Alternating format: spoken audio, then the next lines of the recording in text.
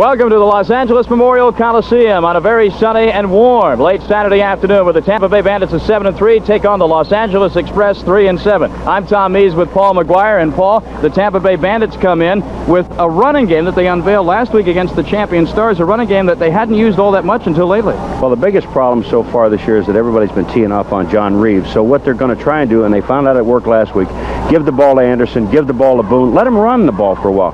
They did at the end of the game last week and held the ball for over 10 minutes, surprised everybody. Gary Anderson, we're used to him having 100-yard days, but Greg Boone had almost a 60-yard day against Baltimore last week. For the LA Express, they unveiled their best running attack of the season last week, right here in the Coliseum against Portland, and it's Mel Gray and Kevin Nelson doing the job. Well, now, again, we've got the same problem because people are teeing off on Young now, and they know he's got a bad knee, he has a bruised thigh, so LA realizes that they can also run the ball. So this may be one of the fastest games we've ever done on Saturday night. And, of course, they'll have to do a better job, the Express, in protecting Steve Young. That offensive line, injured, has given up 49 sacks this year. We'll see if they work it out tonight as the LA Express meet the Tampa Bay Bandits on ESPN. Kickoff coming up next on ESPN.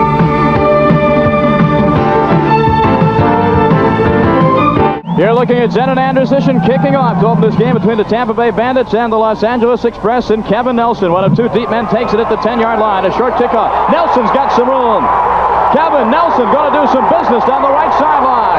And Anderson knocks him out of bounds deep in Tampa Bay territory at the 35-yard line. It'll be 1st and 10 for the LA Express. The starting offensive unit for Los Angeles, Steve Young will be the quarterback. The running backs are Kevin Nelson and David Hersey. The wide receiver, JoJo Townsell and Dwayne Gunn. It'll be Gordon Hudson starting the tight end. The offensive line, Gary Zimmerman, Derek Kennard, Mike Ruther will be the center, Ed Fisher the right guard, and Mark Addix will start at right tackle. I'm sorry, not Mark Addix, Ed Fisher at right tackle. Addix is out with a knee injury. We'll get into the injury problems later on. So, Paul, right away, the Los Angeles Express with excellent field position. What a way to start a game, but that wedge opened up right in the middle about the 30-yard line, and Zenon Anderson shows he is still an excellent athlete. Well, just because he's a punter and a field goal kicker, he's still a good athlete. Kirby Warren and Mel Gray are the starting running backs. We were told that Warren would not start. The handoff is to Gray, and Gray picks up about 4 yards, tackled at the 31-yard line. Tampa Bay Bandits running him down near the far sideline. It'll be 2nd down and 6.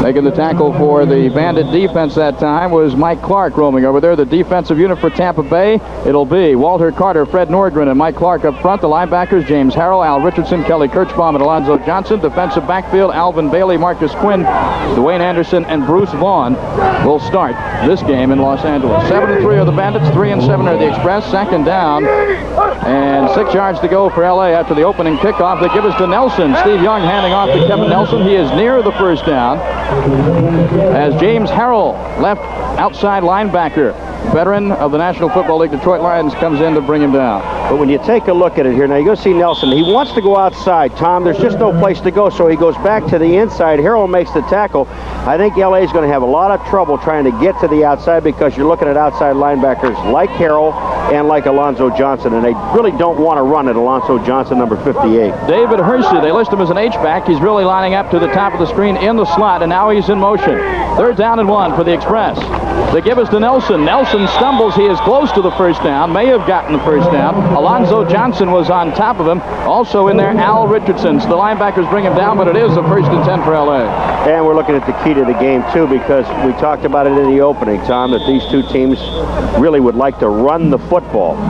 And you're going to see Nelson. He just cuts back to the inside. Now, this play was designed to go inside. He got an excellent block up front. Pick up the 1st down. They have not thrown a pass in 3 downs. 1st and 10 for the Express on the 25-yard line of Tampa Bay. JoJo Townsell now into the ball game. He split out wide to the top of your screen. And in motion goes Dwayne Gunn.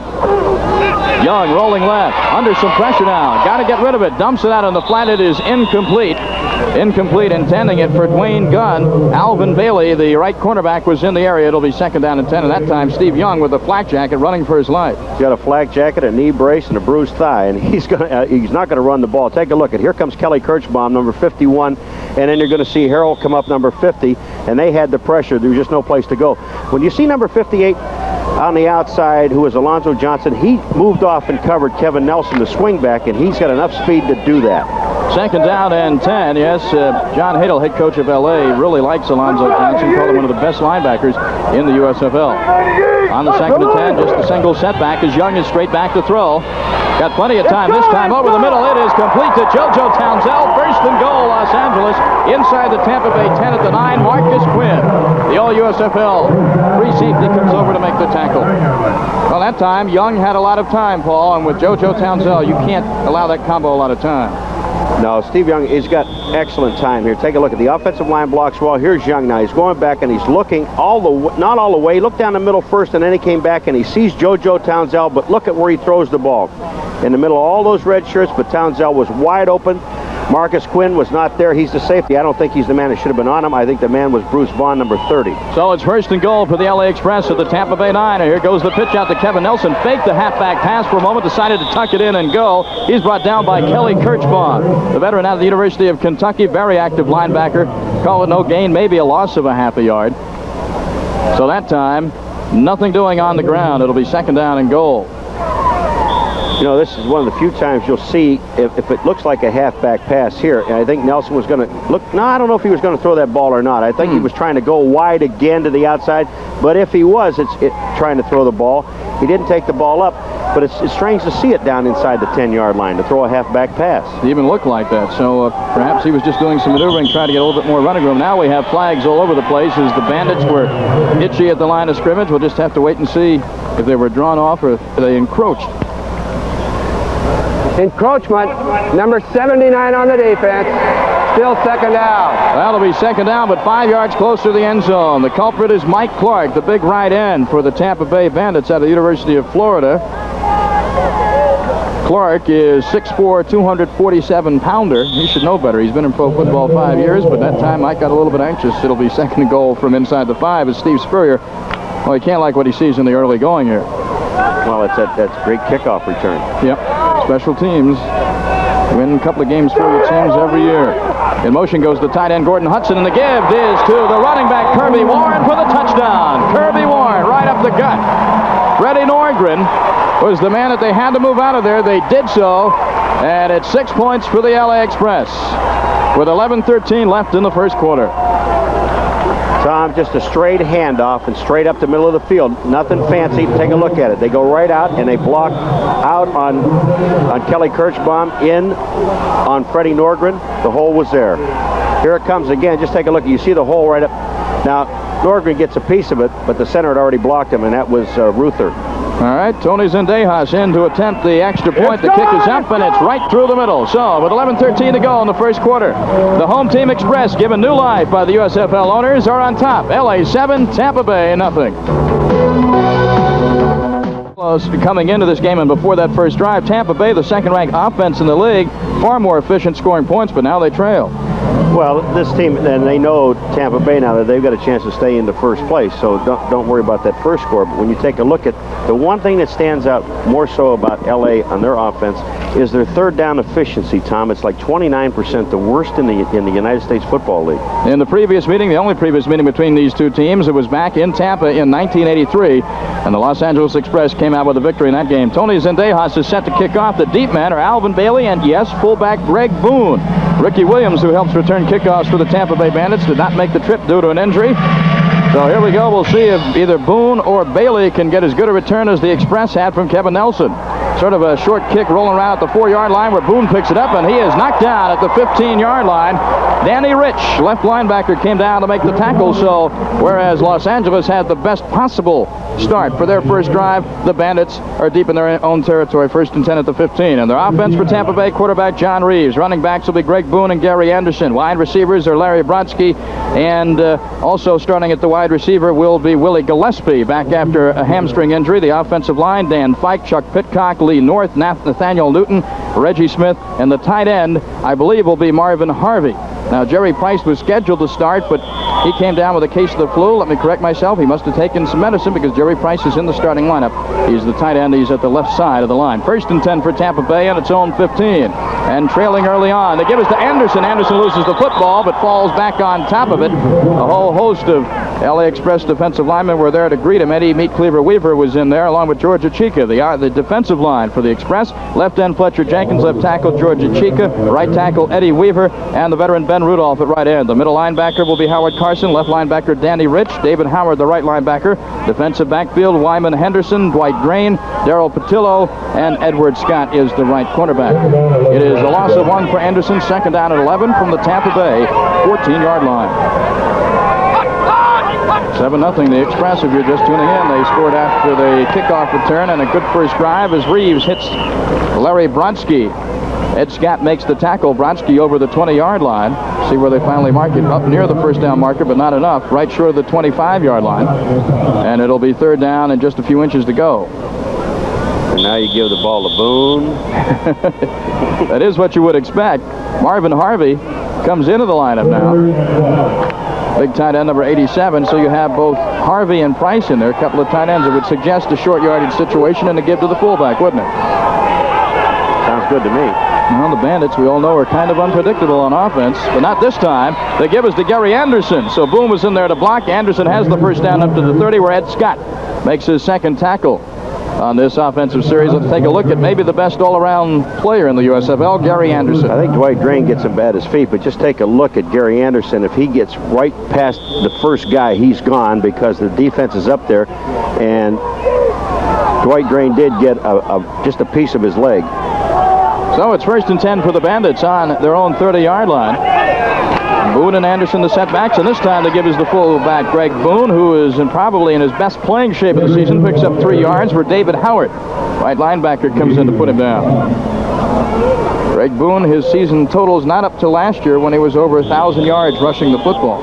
Well, in all fairness to Boone about his yardage, is at the beginning of the season, they just didn't give him the football because he was overweight. He came in camp out of shape. And they stuck with Gary Anderson, which isn't bad either. Gain of 3 on the carry for Boone. It's second down at 7. Here goes Gary Anderson. He cuts back nicely up the middle. He'll be short of the first down, though, up to the 38-yard line. Dwight Drain coming up to help from the strong safety spot. Well, you know who the guy that went by him? Was Howard Carson, number 54, the middle linebacker. He thought he was going to take a shot at Gary Anderson. He just took a little sidestep and went right by Carson and almost picked up the first down. Larry Bronski will leave the Tampa Bay lineup now. And on the 3rd and 1, the extra tight end, and the person of Marvin Harvey is back in there again. Steve Spurrier, I like his coaching shirt. You like that, huh? Yeah, he's dressed. He's the fashion plate of this league, I'll tell you. 3rd down and 1. In motion goes Willie Gillespie. The give is to Anderson. Anderson is stopped short of the first down. Howard Carson was there to hit him first, and he may have lost a half a yard. Ben Rudolph was the secondary man in there, but Howard Carson, the middle linebacker, made the hit. Boy, they did stack that thing up in the middle. The first time they ran on a 3rd and short. They're going to go for it on 4th down. I like this call. I like this. Well, now, Los Angeles Express have made some defensive changes. We take another look at Gary Anderson. Well, Gary Anderson, he cuts back into the inside. Now, Fletcher Jenkins is the man to turn him inside, but just Howard Carson, number 54, is right there to make the play. Here they go again. Well, the Bandits apparently feel if you can't pick up a couple of yards on 2 tries, then what the heck? You don't deserve to be in there. The give is to Gary Anderson. He falls over the 40-yard line, which means he has the first down. Again, Howard Carson, with help from Dwight Drain, bring him down. But we'll call it 1st and 10 for the Tampa Bay Bandits as we get the official indication. That was a tough play because when Reaves turned around, he ran into Gary Anderson, and it looked, now just take a look at it. He runs into Boone. Boone went too tight, but he does, look what Boone does. Even though he hit the quarterback, he comes in and hits Howard Carson, 54, to give Gary Anderson enough room to make the first down. Gary Anderson has already carried the ball 5 times for 12 yards in the early going. 1st and 10 for the Bandits at their own 41. Reaves fakes on the handoff, and will pass down the left sideline looking for Gary Anderson. Anderson has the catch, but he's well out of bounds. David Howard over there on the coverage. And Gary Anderson on a linebacker, Paul, is a matchup you'd like to have ordinarily. Oh, if he hands the ball off to the reverse man, who was that Gillespie. Was that Gillespie? Gillespie, 89. If he hands it off to him, he's still running. It was a fake reverse to the wide receiver Gillespie to hit Anderson. The coverage, they had 2 men on Anderson going down the sideline, but Gillespie was open if he'd just handed it to him, but that wasn't the play that was called. 2nd down and 10. Gillespie comes split out wide to the left, and Larry Brodsky is split out to the top of your screen. Backs are split behind the veteran quarterback John Reaves. 7-0 LA Express scoring on a 35-yard drive after a great kickoff return on the first series of plays. Reaves out in the flat. Brodsky, sure-handed, has the ball just short of the 50-yard line up to the 49. Wyman Henderson makes sure he doesn't go any further, but Brodsky picks up about 8 yards. This man has got some great hands, Brodsky, and take a look where Reaves throws the ball. To the outside where Wyman Henderson can't get to the ball. There's just no chance for Wyman Henderson to get there, and a slim chance for Brodsky, but he takes advantage of it. He's got super hands. That's the old cliche, Paul. There is no defense against a well-thrown ball that is caught. No way anybody could have knocked that down. I like that. You like that? Who said that? I don't know. My old college coaching buddies. Meanwhile, Gary Anderson takes the handoff from John Reaves. He's close to a first down as the clock rolls inside the 6-minute mark here in the first quarter. Fletcher Jenkins and Howard Carson help do in Mr. Anderson. It will depend on the spot of the ball. We could have our first measurement of the game, and I believe that will be the case. Well, the way it looks like it's about half the ball short. But you know, Tom, when you looked at that last play with Gary Anderson, how quick he gets to a hole. And you know they went on fourth down before at the 40-yard line. They're going to go with the 50. And it is ruled to be fourth down. So again, the Bandits are faced with a fourth down situation. Now, last time they went for it and they made it. The ball is just nosing over into Los Angeles territory. So we'll call it, for the record, at the 50-yard line. And you would think certainly they would go for it from this field position. They went for it in their own territory. No question about it. This time, with that much space, and you only have, what, inches, 3 inches? Does Reaves keep the ball, or do they go right back to Anderson again? I think you might see Greg Boone get it. We'll see. We've been wrong twice. So I'm not making a third prediction. All right. Defense digging in for the Express. Fourth down and inches.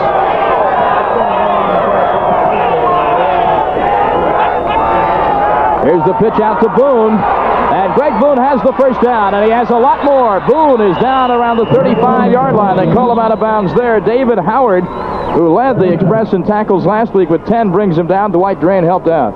Tom, we've seen 3 different short yardage plays now. One to Anderson going wide, one to Anderson inside, and now the toss to Boone to the outside. This really gets the defense. Look at that offensive line. They're taking everyone down at the line of scrimmage. Everyone is down. Gary Anderson is going to get a block right there on Wyman Henderson, the corner on the outside. Boone gets outside. Patillo misses him 46. And if it wasn't for number 58, David Howard, he might still be running. Well, they spotted it on the 40-yard line. Referee ruling that Boone stepped out there, so it's a 10-yard gain. Play fake over the middle of the pass is complete to Brodsky. Reaves to Brodsky has another Tampa Bay first down at the 28-yard line. Howard Carson was there to bring down Brodsky, but that time the old play fake to Boone coming up the middle, and Reaves bought some time. Darrell Patillo also in there on the tackle, but another first down for the Bandits, who are rolling on their first series of plays. When you make a play fake to Gary Anderson, you're going to hold the linebackers right now. Then watch this. The linebackers do not get deep enough. You see him hesitating right there. Now look at Brodsky. When he comes across the middle now, there's no one really there to cover except the safety. Back to pass to live action, looking for Brodsky. Got him, touchdown. John Reaves to Larry Brodsky. 27-yard touchdown. Ed Scott victimized on that play, and the young man from the University of Miami has himself a touchdown, a 26-yard reception. He said 4 receptions for Brodsky in that drive. I think 3 or 4. Anyway, Brodsky's unbelievable. He's one of those guys they talk about all the time. Not a great speed. Got good moves, excellent hands, but take a look at it. You don't need a whole lot of speed when you're that wide open. And here comes Brodsky. No defender there until it's all over with. Well, on that drive, Paul, Larry Brodsky caught 4 passes for a total of 58 yards, including a 26-yard scoring pass. And if Zenon Andrusician does what he usually does, that's hit the extra point, we'll be all tied up. 85-yard drive for the Bandits on 13 plays. The snap is down, the kick is up, and the kick is good. We have 4:43 to go in the first quarter from Los Angeles. Our score, Tampa Bay 7, Los Angeles 7. We'll be back to see if the Express can get another drive headed down the field toward the Tampa Bay end zone in a moment. Bandits and Express tied at 7. The only time they met before in '83, the USFL's first year in Tampa, 18-13 LA. John Reaves had 4 interceptions in that game before leaving the game with a broken wrist. Obviously, his wrist is fine, and no interceptions on that opening drive of 85 yards, and we're tied at 7. I'm Tom Mees with Paul McGuire. Zenon Andrusician set to kick off to the double safety Kevin Nelson and Mel Gray standing at the goal line. Andrusician's kickoffs have not been long at all of late, and this is no exception. Bounces at the 15, where Mel Gray picks it up at the 10. Gray out of Purdue had a fine rushing game last week. Is down at the 25-yard line. 1st and 10. Marcus Quinn made the tackle. The weather is just ideal in Los Angeles. 72 degrees. Skies are clear. Not really very much smog this time of day. Not as much as we've been led to believe. The wind's negligible, 8 to 10 miles an hour. No chance of rain, and the humidity is just delightful, 37%. Looks like a scene from Miami, doesn't it? It All sure those does. palm trees, things go. But you know, there's nothing here. No humidity. No humidity. I love this. This is great. You get out there and play football and not mess your uniform up too much. First down at 10 for the Express at their own 25. Steve Young. Straight back to throw, no bones about it. Not holding anybody in the block for him. Has a receiver who drops the football at the 30-yard line.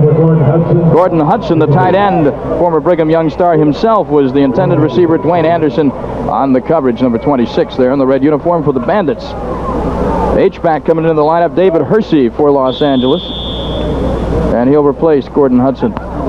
So that'll be 2nd down and 10 for the Express. Gordon Hudson's one of those receivers, and he's worked so many years with Young anyway, but when he comes off the line of scrimmage, he kind of lopes out there, and he feels his way. He's running patterns where he's going to the open spaces. Kevin Nelson, the lone setback, as Hersey goes in motion for the Express. Here's the pitch out to the former UCLA star, Nelson. He's got some blocking. Marcus Quinn, though, just ripped through the man who was trying to put him down, and he makes the tackle at the 30-yard line. So it'll be 3rd down and 5. Make that 3rd and 6 coming for the Express as they mark the start of this drive at the 26-yard line. Kevin Nelson, 4 rushes, 10 yards. And last week against Portland, Paul, Nelson ran for 85 yards. Look at Freddie Nordgren now. That no one blocked him until he gets by, and then the fullback kind of cuts him right at the line of scrimmage. Nordgren gets away from the play. And here comes Nelson to the outside, and Marcus Quinn really does a good job. He gets away from JoJo Townsell and makes the tackle. So it'll be 3rd down coming up for the Express and 6, and from the shotgun is Steve Young. Got plenty of time, lofting it out for Kevin Nelson. Has it go off his hands and hit the turf. James Harrell on the coverage, so it'll be a punting situation now for the Los Angeles Express. And coming in for his first bit of duty this game is Jeff Partridge, the punter for Los Angeles. You know, there's things when you see a play like that, the way Steve Young put that ball out for Nelson, put it right on his fingertips because Harrell was right there. That was a perfect pass, and it would have been an exceptional catch, I understand it, but he still hit him in the hands.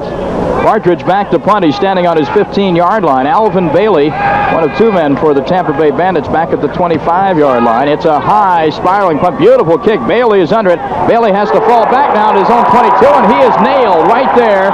Making the tackle for the Los Angeles Express, Chris Haynes, a reserve wide receiver with 3:47 to go in the first period. These 2 men, well, they're even on the scoreboard. Tampa Bay 7, Los Angeles 7. Steve Seurer and John Hadl, gotta love it. The USFL on ESPN continuing live from Portland Civic Stadium on Monday night. The Houston Gamblers with record-setting quarterback Jim Kelly, who's already tossed 30 touchdown passes on the year, against the struggling Portland Breakers. Coach Dick Corey, they're now 3-7, tied with San Antonio and LA for 5th place in the Western Conference. They still do have a playoff shot, but it's going to be tough for Portland to stop Jim Kelly and the Houston Gamblers. See if they can do it live Monday night. Roger Twybo will be here at 9 Eastern, 6 Pacific time. 1st and 10 for the Tampa Bay Bandits after that 47-yard punt by Partridge, and Gary Anderson up the middle is close to a 1st down on the first carry. It looked like he was going through a mirror maze and was picking all the right holes. You know, we've done Tampa Bay at least 3 times this year, and I just love to watch this man run. Here comes Patillo. He's the leading interceptor for the LA Express. Now look at, he reads run, his job. Now I got to find Anderson. I've got to make the tackle. He comes in and helps out. The tackle was made earlier, but Anderson already picked up the 1st down. Dwight Drain was the first man to hit Gary Anderson. It is a 1st down at the 34-yard line. Reaves on the play fake. He's got some time and has it out of the backfield, intended for Jerry Price, the tight end. Price had Dwight Drain on him right from the start, and Drain helped break that pass up. Price really had no shot to catch that ball. Dwight Drain, a fine tackler out of the University of Oklahoma. Well, Reaves runs a play-action pass here to Gary Anderson, which is supposed to hold the linebackers. That time it really didn't do that. And just take a look at, here's Price. The ball looked like it was tipped before it got to Price, but you're right. Drain was all over Price. He's doing a great job just holding his hands away from the ball. Andy Mellentree was the man who tipped the football. It'll be 2nd down and 10 for the Bandits at the 34. Reaves on a short drop. He's going to the sideline for Anderson, and Anderson has the ball well overthrown. It could have been on purpose. Dwight Drain again in the area. It'll be 3rd down and 10. Tommy, they got to take a look at that. When they make that play, when you have Anderson out to the outside and 3 wideouts are split out, and he makes that fake to Boone. When Boone goes through the line of scrimmage, nobody's on Boone. That time he was sitting in the middle of the field all by himself. Reaves had already made up his mind. He's going to Anderson to the outside. 3rd down and 10. Obvious passing situation for John Reaves. Willie Gillespie and Larry Brodsky are split out, both to the bottom of the screen left side. And now Gary Anderson is lining up as a wide receiver to the top of the screen.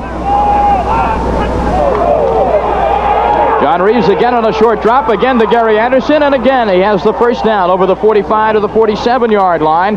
John Higgins and Dwight Drain helped to bring down the versatile running back out of Arkansas. You know, it's a hard thing to learn when you're a back to do what Gary Anderson does here. The first thing, the most important thing, and he knows that, is to catch the football. He knows he can move. Watch this. Concentration, the ball in the stomach, tucks the ball away, and then he turns it up for the first down. But the important thing about the play is that not only did Gary Anderson hold on to the ball, but he got the first down when he made his move. 1st and 10 for Tampa Bay at their own 46, and the Bandits have looked flawless on their first 2 possessions. And we have a fake reverse. Anderson keeps the ball, and he's got some running room. Gary Anderson has another first down. He's run out of bounds by Dwight Drain, who's been a very busy man in the early part of this football game. The fake reverse.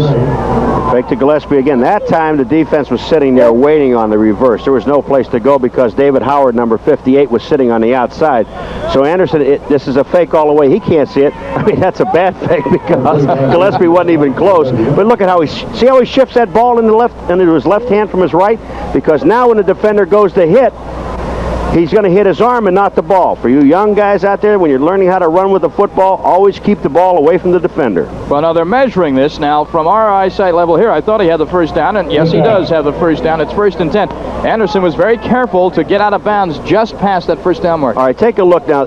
The reverse really isn't into effect. And now watch what Gary Anderson does. He's got the ball there. He's going to move it to his right hand. Now when he makes the break, now he sees the defenders coming right there. He puts it to his left hand, gets it away from Drain. Drain can't hit the ball. He picks up the first down. He's done everything right so far. Steve Spurrier looking on in sunny Southern California, where the local time is just past 5:30 and the temperature's still right around the 70-degree mark. It is just a beautiful day for football here in the Coliseum. 1st and 10 from the Los Angeles 43-yard line for the Tampa Bay Bandits. Reaves going long down the middle looking for Gillespie.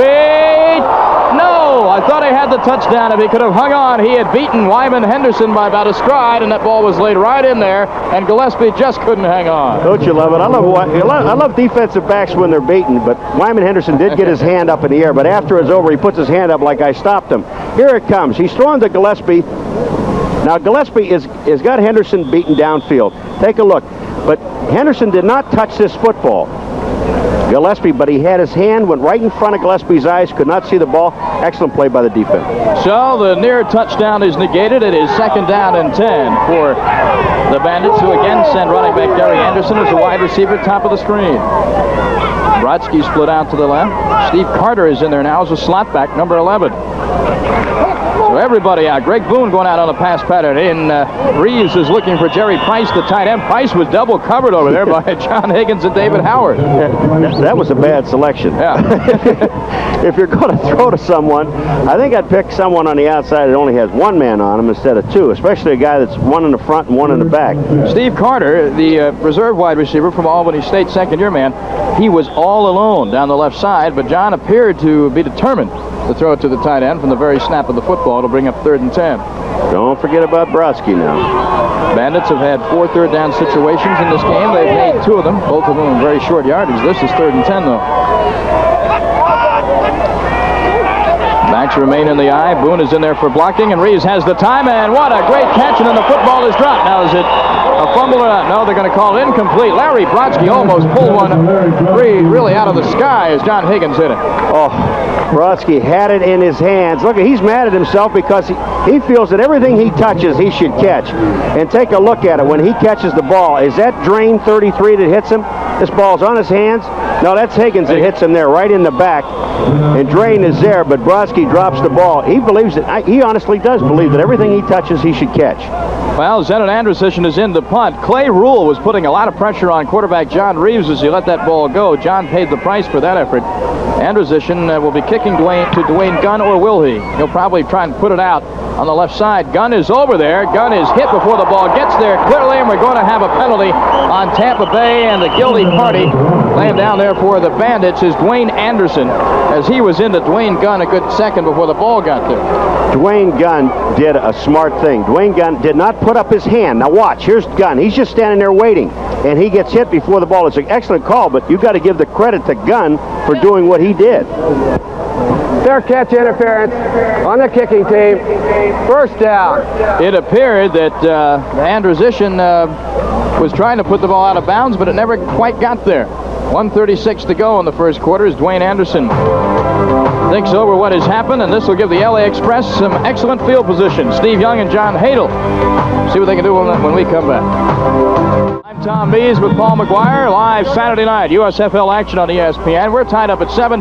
Tampa Bay Bandits and the LA Express, 1st and 10 for Los Angeles after that penalty on the interference with the punt return. 1st and 10 at the 24-yard line as Steve Young gives the ball to Kirby Warren, and Kirby Warren plows ahead for 2 or 3 yards where he's brought down by Mike Clark. Don't forget our USFL coverage continues next week on ESPN.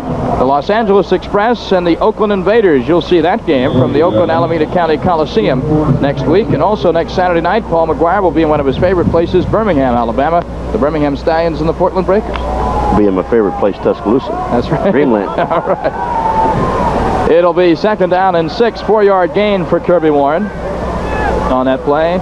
In motion goes the tight end Gordon Hudson. The Express looked very good on their first series of plays, not so good on their last series. Kevin Nelson gets the handoff over the 30-yard line to the 31 to bring up a 3rd and almost 4 yards. Dwayne Anderson coming up to make the tackle for Tampa Bay. Al Richardson in there, and I think Dwayne Anderson, number 26, gets in and gets a shot. Here goes Nelson up the middle. There's a shot there, but watch 26, Dwayne Anderson, right there. He is the guy that makes the play. Turns Nelson around, stops the first down. 3rd down and 2 for the Express, and Kevin Nelson comes out of the lineup now. David Hersey comes in to replace him. Kirby Warren remaining in, and Mel Gray also in the backfield. Call it 3rd and a long 3. The fake pitch out and the give to Mel Gray up the middle. Gray hits the turf near the first down marker. He may be a bit short. And that is the end of the first quarter. Freddie Norgren makes the tackle. We're all tied up in Los Angeles. Tampa Bay 7, Los Angeles 7. The LA Express are back in punt formation to start the second quarter of play here in Los Angeles. Alvin Bailey and Bruce Vaughn are back in double safety to receive the punt of Partridge. Vaughn and Bailey standing at the Tampa Bay 20-yard line. I'm Tom Mees with Paul McGuire. If you're just tuning in, it's tied up 7-7. Tampa Bay and the LA Express. Both teams scoring on their first drives of the game. A short punt and going out of bounds at or just before the 40-yard line. Partridge used the sideline, but Tampa Bay will have excellent field position when we return to Los Angeles with our score. Tampa Bay 7, Los Angeles 7. Tampa Bay Bandits have the football, 1st and 10 on their own 40-yard line after a less than awesome punt of 27 yards by Jeff Partridge. The give is to Gary Anderson. For the first time tonight, Anderson is really hemmed in there by George Achika. Big left tackle, 6'5", 290-pounder out of Southern Cal, brings Anderson down after about a 2-yard gain. Well, Anderson was waiting on the block by Nathaniel Newton on number 58, David Howard, and when the block developed late, then he got caught up in there. If he had made his break earlier, he'd have had about 6 yards. So it'll be 2nd down coming up and 8 yards to go for Anderson, who's rushed on the night, 10 carries, 38 yards. 3 wide receivers. A little bit of a long count by Reaves. Anderson falls down coming out of the backfield, and John Reaves falls down as he is dragged down for a loss by Fletcher Jenkins, the left defensive end out of the University of Washington.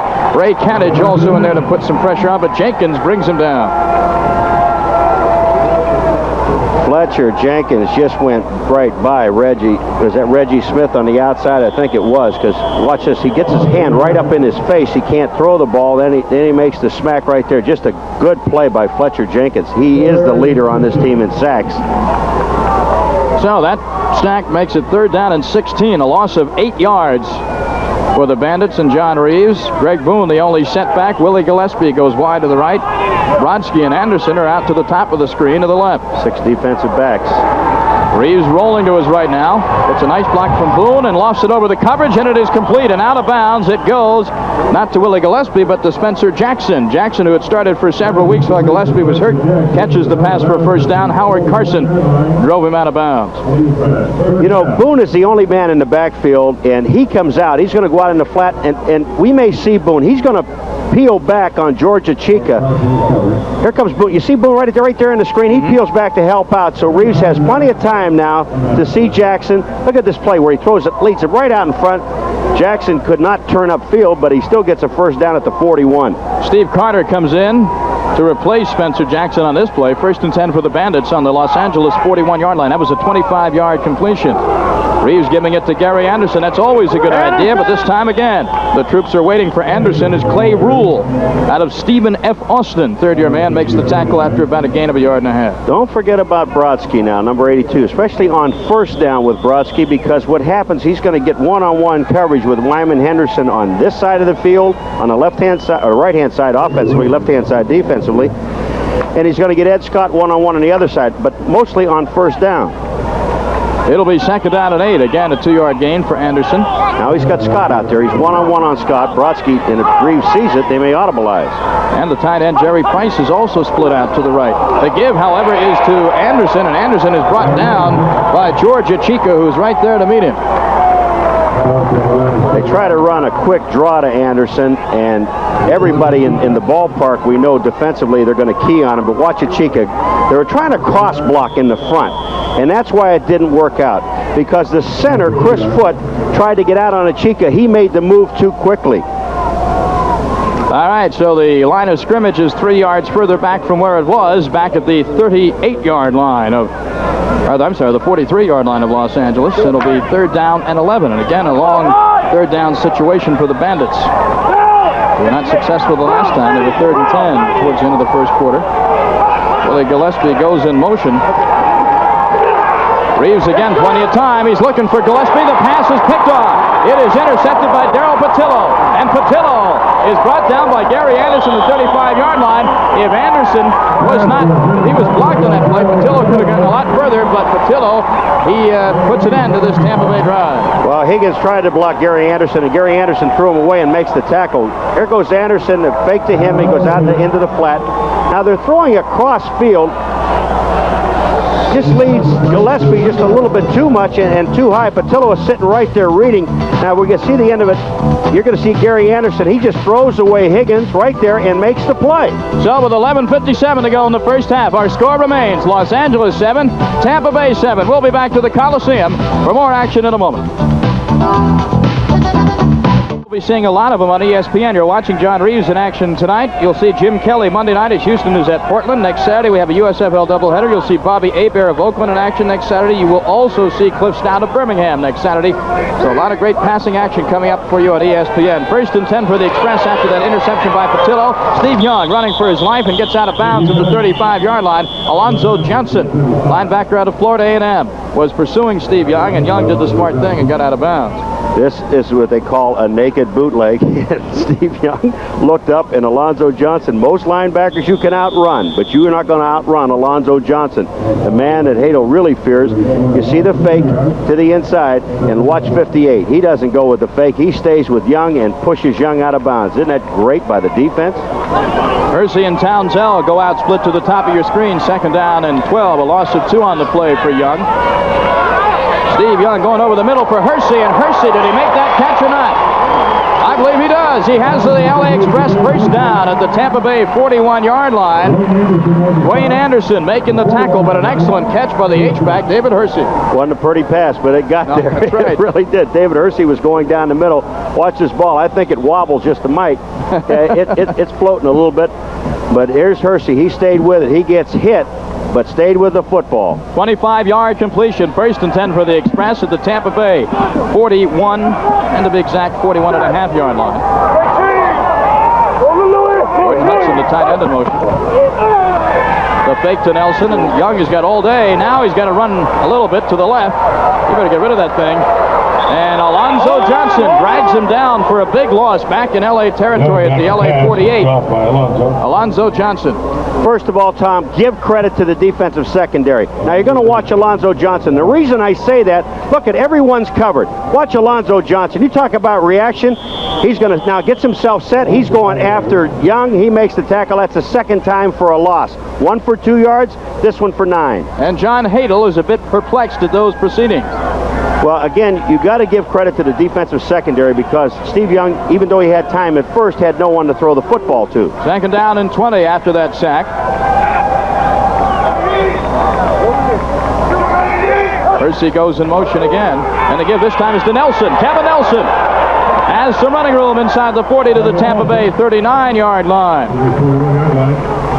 James Harrell, the first man to hit him there. So LA doesn't try and pick it up all at once. Marcus Quinn also helping out with the tackle. Now bring up a third down, about 8.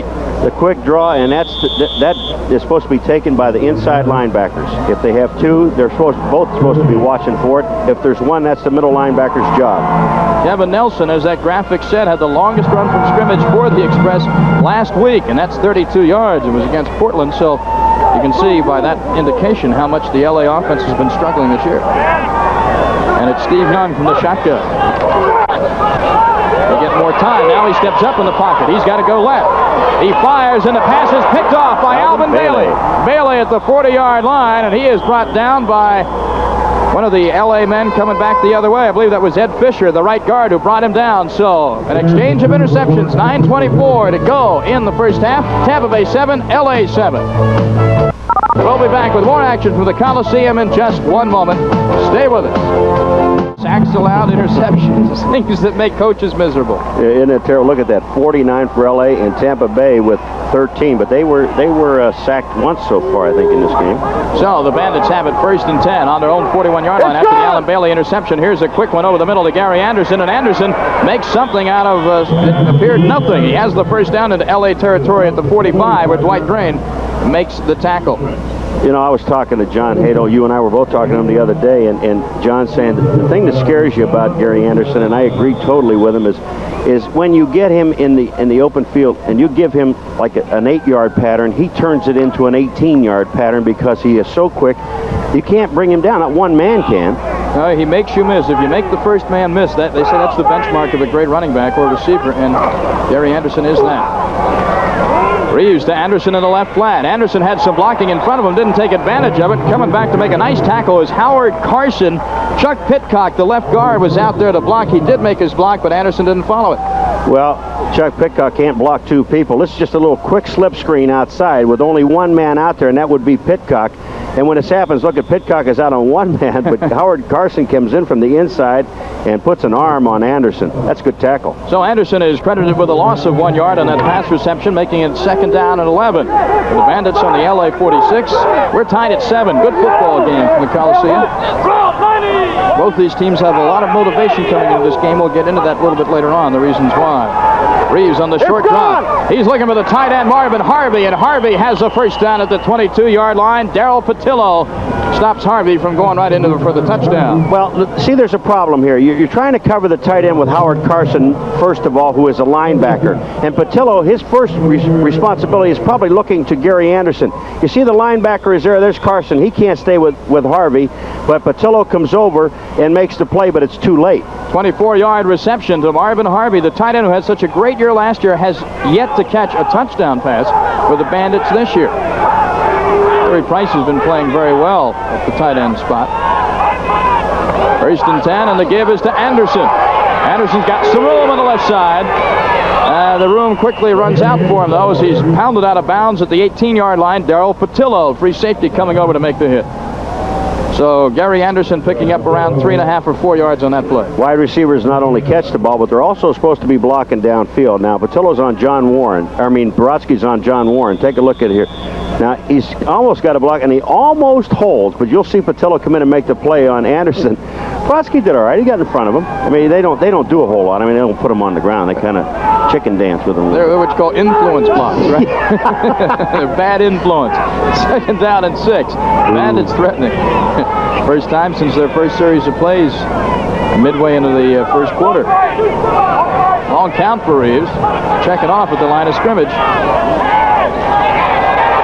Reaves lofting into the end zone for Anderson, and we're going to have interference here. Pass interference, and Dwight Drain knows it. He was right in Gary Anderson's face, and he figured interference was better than a touchdown. Oh, yeah. Well, he really had no choice because Anderson is looking back at the ball, and he got himself in a position to catch the ball. Reaves just lofted it up because he could see that Gary Anderson had Drain beaten downfield. Watch him. When he breaks out here, he's going to loft it up in the air. Now, here comes Anderson back to the ball. Drain has no choice but to go right at Anderson. And when Anderson comes back, he runs right through him. Well, remember now, pass interference in the USFL is a step off from the line of scrimmage, not from where the foul was committed. In this case, it's half the distance down to the 9-yard line, first and goal. That's right. It would have been, if it would have been out in the field, it would have been a 15-yard penalty. Right. Okay. Well, you really know the rules, Tom. Well, I do a little reading now and then. 6:42 to go in the first half. John Hadl is, well, I wouldn't want to air what he must be thinking right now. John's been patient with this team. Remember, they cannot go out and get any other players. They have to go, and their whole taxi squad is injured. They're awarded the league. Boone, the only setback behind Reaves, and the pitch out is to Greg Boone. He can get around Carson. He's in, and Greg Boone is in there for the touchdown. Greg Boone, a 9-yard run on first and goal, and the Bandits have a 13-7 lead. What a great run by Boone, because what he does when he goes after, he hesitates for a second and freezes Howard Carson. When he freezes him, he gets out around him. Boone may be heavy for his height, but he can move it. Watch, there's a little hesitation right about there. When he does, Howard Carson holds up. He can't get to Boone, and don't try to stop him on the goal line, Drain, because he's going to take you in the end zone. He certainly did that time. So Greg Boone lugs the leather into the end zone. It's 13-7, and Zenon Andrusic, who's almost money in the bank, is in there for the extra point. Jimmy Jordan, backup quarterback, will be the holder. Zenon.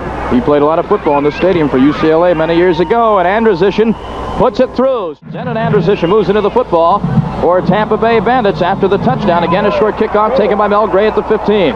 Gray tightropes the sidelines, out of bounds at the 27-28-yard line, where it'll be first and 10 for the LA Express. It'll be interesting, Paul, to see how Young performs here in a come-from-behind role. Well, they always get real position because of Andrusic's kicks. Take a look at Boone. Now, here he is. He's got Dan Fike out front, gets a good block, and then that little hop step, and he freezes Carson into the end zone over Drain. That's a good run. So Greg Boone, the man that Steve Spurrier brought with him down from Duke when he took this Tampa Bay job, 3 rushes, 23 yards, and a touchdown. Of course, Spurrier was the coach at Duke University when Greg Boone played there. He was an offensive coordinator for Duke. Here is a pass in, almost intercepted by James Harrell. I'll tell you, Steve Young threw it to him like Harrell was the intended receiver. He wasn't. JoJo Townsell was out there, but Harrell cut right in front. Steve Young did not read the defense at all, because take a look. He just steps back real quick, and when he looks over there, never sees Harrell because he hits Harrell in the hand. Take a look at there's JoJo Townsell, but JoJo was even downfield further.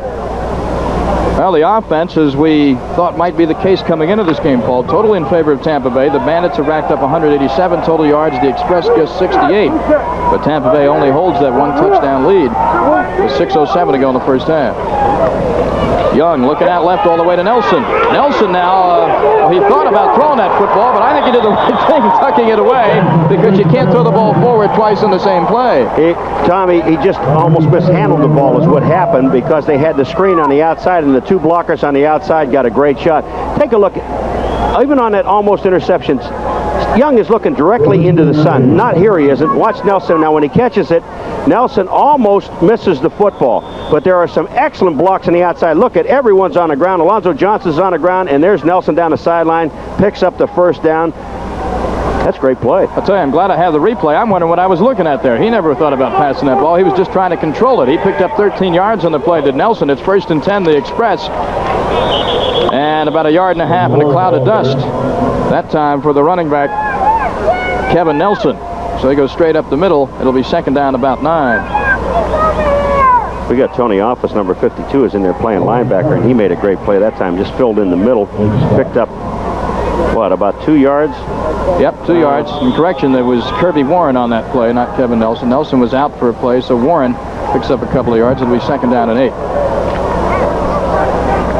Wayne Gunn, dangerous wide receiver, split out to the top of the screen. And JoJo Townsell to the bottom. Second and 8 from the 43. Young stepping up in the pocket, and now he's right in the face of James Harrell. He gets it away anyway, and The pass intended for Kirby Warren is incomplete. Mike Butler and James Hadl helped break up that play. Hadl with the pressure and Butler over there on the tackle. Is there such a thing as in the grasp? Well, that's what they're going to call. Yeah, there's in the grasp. Yep. And I think it's a good call. You've got to save him. He's got a bad knee, got bad ribs, and we're going to see Hadl coming right into his face. One of the few times you really do see the Tampa Bay Bandits blitz, and that is in the grasp. You've got to protect that quarterback. Good call by the officials. They're down in 16 yards now. This time, Gunn and Townsend flip-flop their wide receiver position. Gunn to the bottom, Townsend to the top. Obvious passing situation, so Young will go from the shotgun. Got lots of time. Now the time is running out on him, and he'll dump it out to the tight end Gordon Hudson, and Hudson will be well short of the first down as Marcus Quinn helps to wrestle him down at the 40-yard line. Also in there on the play for the Tampa Bay Bandits is Sankar Montut, reserve linebacker. Yo. Well, you know, he threw the ball to Gordon Hudson. He was actually the outlet man because the two wide receivers were deep, and they did have a long way to go. But if you can break a tackle, you may be able to pick up the first down. It was just a safe pass. Jeff Partridge back to punt. Montut, the fellow I was talking about, is from the Tampa area. At least he went to college in the Tampa area at St. Leo College. And Partridge gets off an excellent punt here. Back to the 10-yard line goes Alvin Bailey. And Bailey is dragged down on some nice coverage at the 19-yard line. Making the tackle for the Express is John Higgins. So the Bandits will have it, but deep in their own territory. 3:58 to go in the first half. Our score, Tampa Bay 14, Los Angeles 7. We'll see if the Bandits can motor their way up the field again when we'll be back in a moment. Bandits have it first and 10 of their own 18, leading at 14-7 as we resume action here from the Coliseum. I'm Tom Mees with Paul McGuire. John Reaves sends running back Gary Anderson split out to the right, so he has three wide receivers now. Boone, the only man back there to block. And the give is to Boone. Greg Boone up the middle, stopped after a gain of, maybe 2 yards. And let's take a look at some of the outstanding performances on the ground so far in the USFL. Herschel Walker head and shoulders above everybody. Mike Rozier has moved into second place. Bill Johnson of Denver, Joe Cribbs of Birmingham, and the man we're watching tonight, that's Gary Anderson with 709, but he has 12 touchdowns. He leads the league in scoring, does Gary Anderson. Play rule and Howard Carson made the last tackle. Now Reaves is under pressure, and he'll go down. And helping to make the sack is Ben Rudolph, who came into this game with 5.5 sacks. Former New York Jet. He got around Danny Fike, and Rudolph dragged him down. Well, Dan Fike helped to make the sack because Reaves stepped on Fike. And that's how he went down. Second time that Reaves has been sacked today. It'll bring up a 3rd and 13. Ball at the Tampa Bay 15. Now, the Bandits, Paul, have been dominating this game offensively, but they look in the scoreboard. They only have a 1-touchdown lead, and they don't want to make any mistakes here. I know, and they totally, after that first drive, they totally forgot about Brodsky. Well, Brodsky is split out to the top of the screen.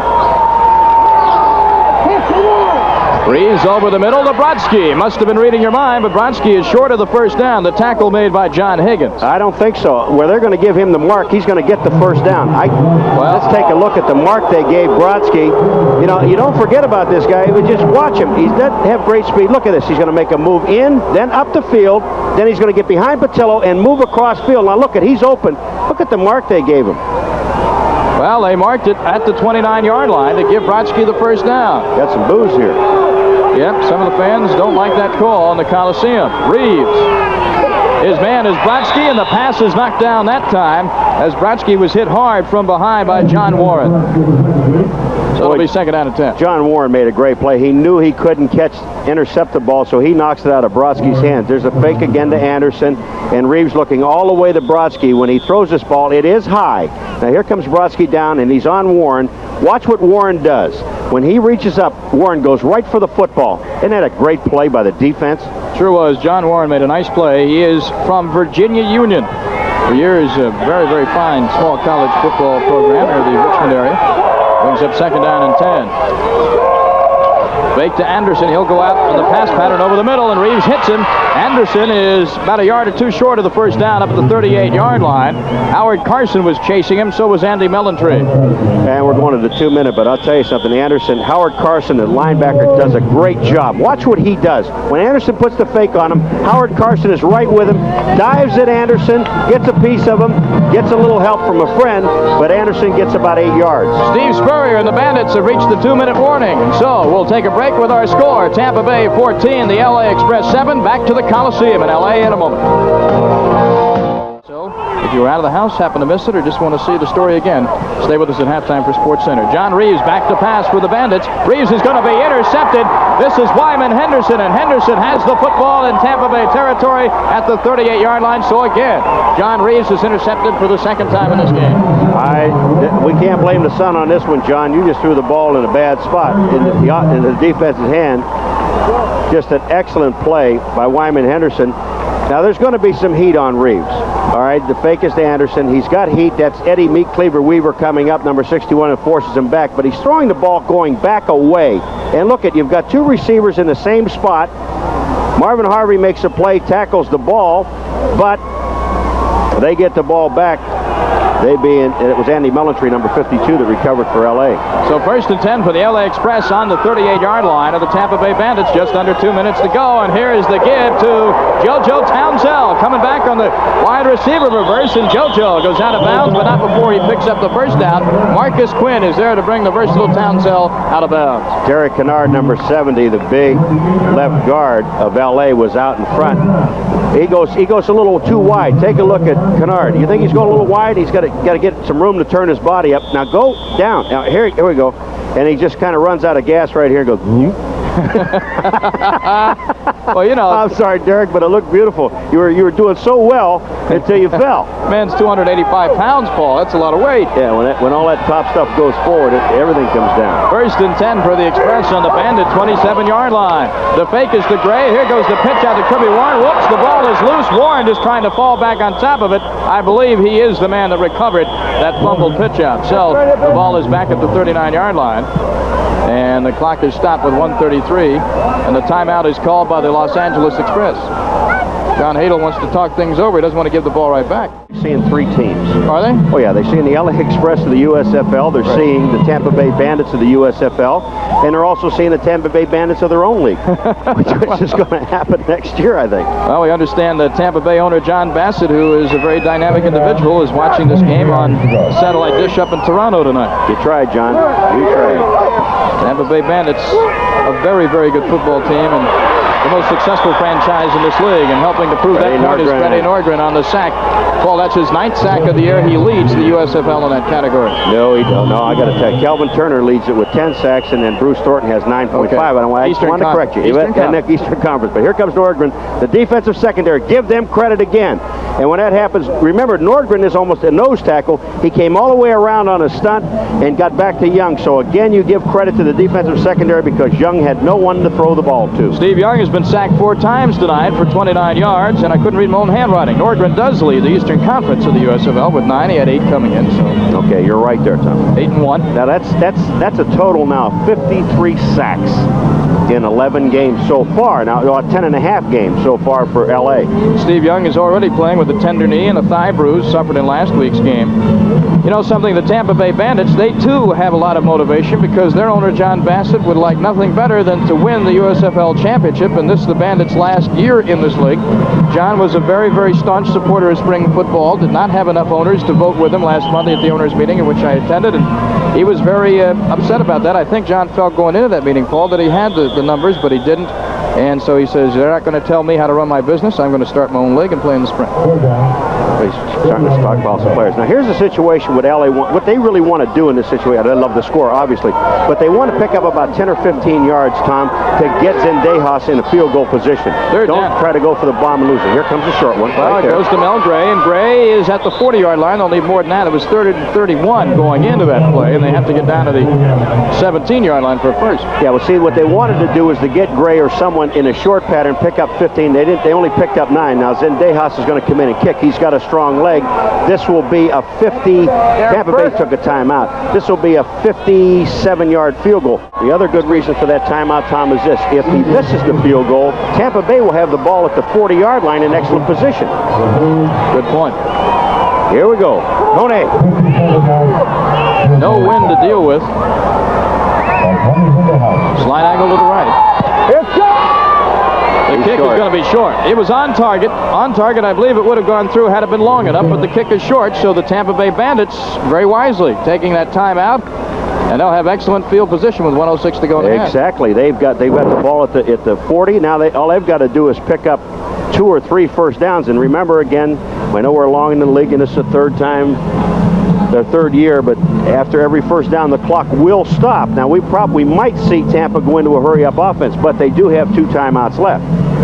So the Bandits will have it 1st and 10 from the 40-yard line. Again, if you're just tuning in, the Bandits, they've dominated in every offensive category, but a couple of interceptions have snuffed out a couple of Tampa Bay drives, and so the Express hoping now that they can go in with just a 7-point deficit. Tampa Bay would love nothing better than to add an extra touchdown or at least a field goal before halftime.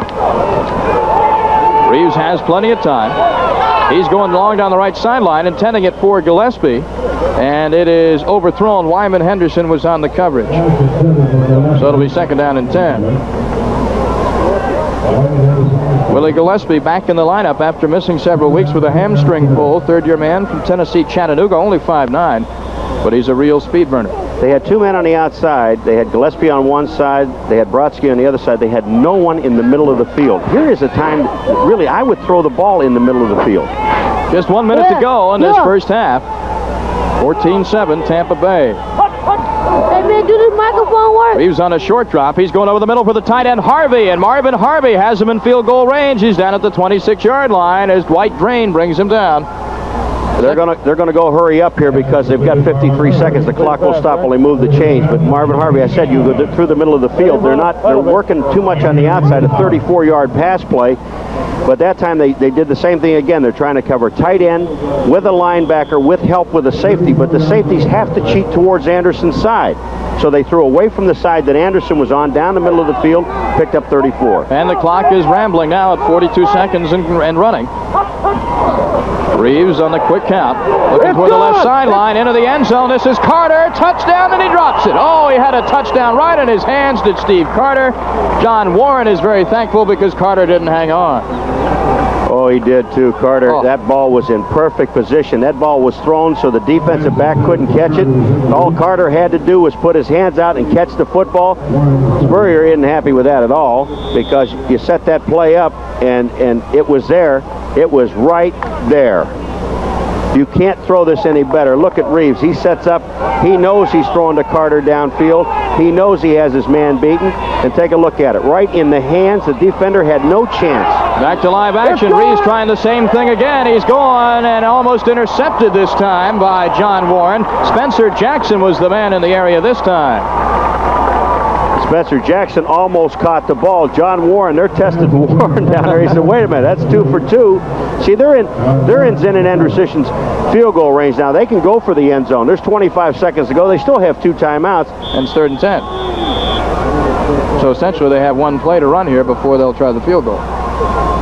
Reaves is one of the few coaches that he doesn't wear a headset. Spurrier? I mean Spurrier. He's one of the few coaches that he doesn't wear a headset like most of them do. He just calls the signals from his mind. Tell him you said that. Boone, the lone setback, but even he'd go out on a pattern across the middle. Reaves is just looking for a possession pass now and finds it to Spencer Jackson. Wyman Henderson brings him down. Jackson gets down to the 20-yard line. It's short of the They'll let it down. run. They'll let it run down. 12 seconds, 11. And timeout is called, and I would think that Zenon Anderson would make his way onto the field. John Reaves sort of walking around. Wonder what's going to happen. 2nd timeout called by the Bandits, and that man, Steve Spurrier, going to try and put some more points on the board. 4th down, they have to pick up 4 yards for a first down. Yeah, they have 1 timeout. I got to believe that they're going to go to the end zone. And there's nothing wrong with Anderson's leg. I just think, I mean, he is in. That would be a 37-yard field goal. Well, and he can hit that. Marvin Harvey, the tight end, is in there. Spencer Jackson, Larry Brodsky. 2 for 2 on 4th down tries in this game are the Bandits. Spurrier will look like a hero or a goat, depending upon what happens here. And John Reaves says, wait a minute, I see Marvin Harvey move out to the outside. I'm not sure. We have a timeout called by Reaves. We also have a flag in the end zone. It was too late, Tom. It was delay a game, and they're going to lose 5 yards. Now this is going to make it a 42-yard field goal. I think what they were trying to do is get them to go offside and have the long count. Now Number 7 on the offense. Still 4th down. That's absolutely what they were trying to do because they were 4 yards short of the first down. And nothing is absolute with Bandit ball, but they were trying to get LA to go offside, which would have given them an automatic first down because they only needed 4 yards at that time. And that didn't happen, but Reaves, for some reason or other, was not looking at the 30-second clock because he let it go down. Reminder, Sports Center at halftime. We'll have a recap of the day's doings at the Kentucky Derby. All right, here's Zen and Anderson. This will be a 42-yarder, angle to the right. Snap is down, kick is up. It is long enough, and the kick is good. So with 7 seconds to go on the clock at the Coliseum, the Tampa Bay Bandits have tacked on 3 more points, and they take a 10-point lead. Tampa Bay leading at 17-7. Well, he's happy. Yeah. Well, I think Steve got off the hook there. Look at Zenna. Now watch it. This man has been kicking a long time. Look at his head. Watch his head. As soon as he popped the ball, his head, he knew it. And you were sitting there waiting. As soon as he hit it, he knew it. They can tell. They can feel it. I'm looking at the referee, who was right underneath the goalpost, but that one was right down the middle. And Zen and Anderson will have a kickoff coming up here, and that should be the last play of the first half. Don't forget, keep your dial right here on ESPN because Sports Center will be filling you in on the Kentucky Derby. We'll also have an update of Major League Baseball and the NBA playoffs for you. All the other sporting activities of the day. Bring you right up to date on Sports Center right after the first half. Amazing thing on that scoreboard, if that's correct. LA only has 5 first downs, and remember the opening kickoff. They brought the ball down to what close to the 35-yard line, or 30-yard line, somewhere 34-yard line actually, and then they went on in the score, and they really have not threatened since then. No, and the big thing is that they're still in this game, so if they could get something going, the Express could still pull this one out. They're right in the game. Frank Seurer, who's the backup quarterback to Steve Young, had maybe his best games the last couple of weeks for this football team. Well, there's always key possessions, Tom, and remember one thing, Tampa Bay will get the ball back on the second half kickoff. That's true. That's exactly right. Zen and Anderson will squib this one. He doesn't want any parts of a long kickoff return. The Express will just fall on it at the 33-yard line, and the clock will run out, or will it? It stopped at 3 seconds. Not a timeout, but they're stopping it for placing of the chains. Falling on that one was Ed Fisher, the big right guard out of Arizona State. He won no part of a return. The ball is placed at the 33-yard line. So Steve Young and company will theoretically have one play. Do you see if you got bomb time here? Just throw it, see how far Steve Young can throw the ball? Air his arm out, or do they just hand off? Well, you've got Townsend, Dwayne Gunn, and Hersey all split out to the left, so that would suggest at least a try, one of those Big Ben plays down the field. Bandits are dropping everybody back, including Steve Spurrier. They've got a ton of people in the backfield. Young is airing it out, and everybody is up to grab it, and it is intercepted to end the first half of play. Alvin Bailey grabs his second interception of the day. But we have reached halftime as Steve Young strolls out the field. His team, well, frankly, they're not doing that well, offensively at least. At halftime, the Tampa Bay Bandits have ridden into Los Angeles, and they've grabbed a 10-point lead. Tampa Bay 17, LA 7. Well, take a look at 260 yards to 99. Turnovers are even. Forget about time of possession. That doesn't mean anything. The rushing yardage, and we were thinking, both teams were talking to us about rushing the football. Now, LA has been trying to throw.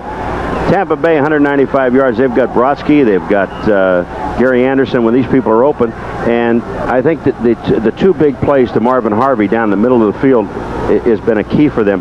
But the one thing that you said just before the end of the half, LA is only down 10 points. They are still in this ball game, and they're playing poorly. Tampa Bay will get the opening kickoff to start the second half, and let's see what the Bandits have done on their possessions in the first half. Well, take a look at the number of plays. You don't see a 3-play in punt. You've got a touchdown, a punt, then they threw the interception, another touchdown, another interception, but that's after 6 plays. So they're not going 3 downs and out. And we'll see maybe LA take a look at their 3 downs and out. There's twice where they had to punt.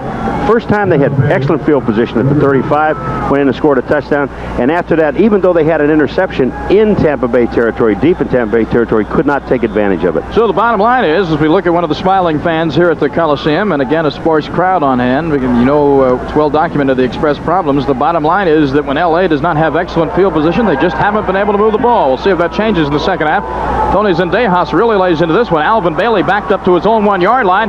Bailey fakes the reverse to Gary Anderson, and Bailey will come up the right sideline and be knocked out of bounds. And the man doing the hitting there was David Howard, knocking Alvin Bailey out. It'll be 1st and 10 for the Bandits at their own 23.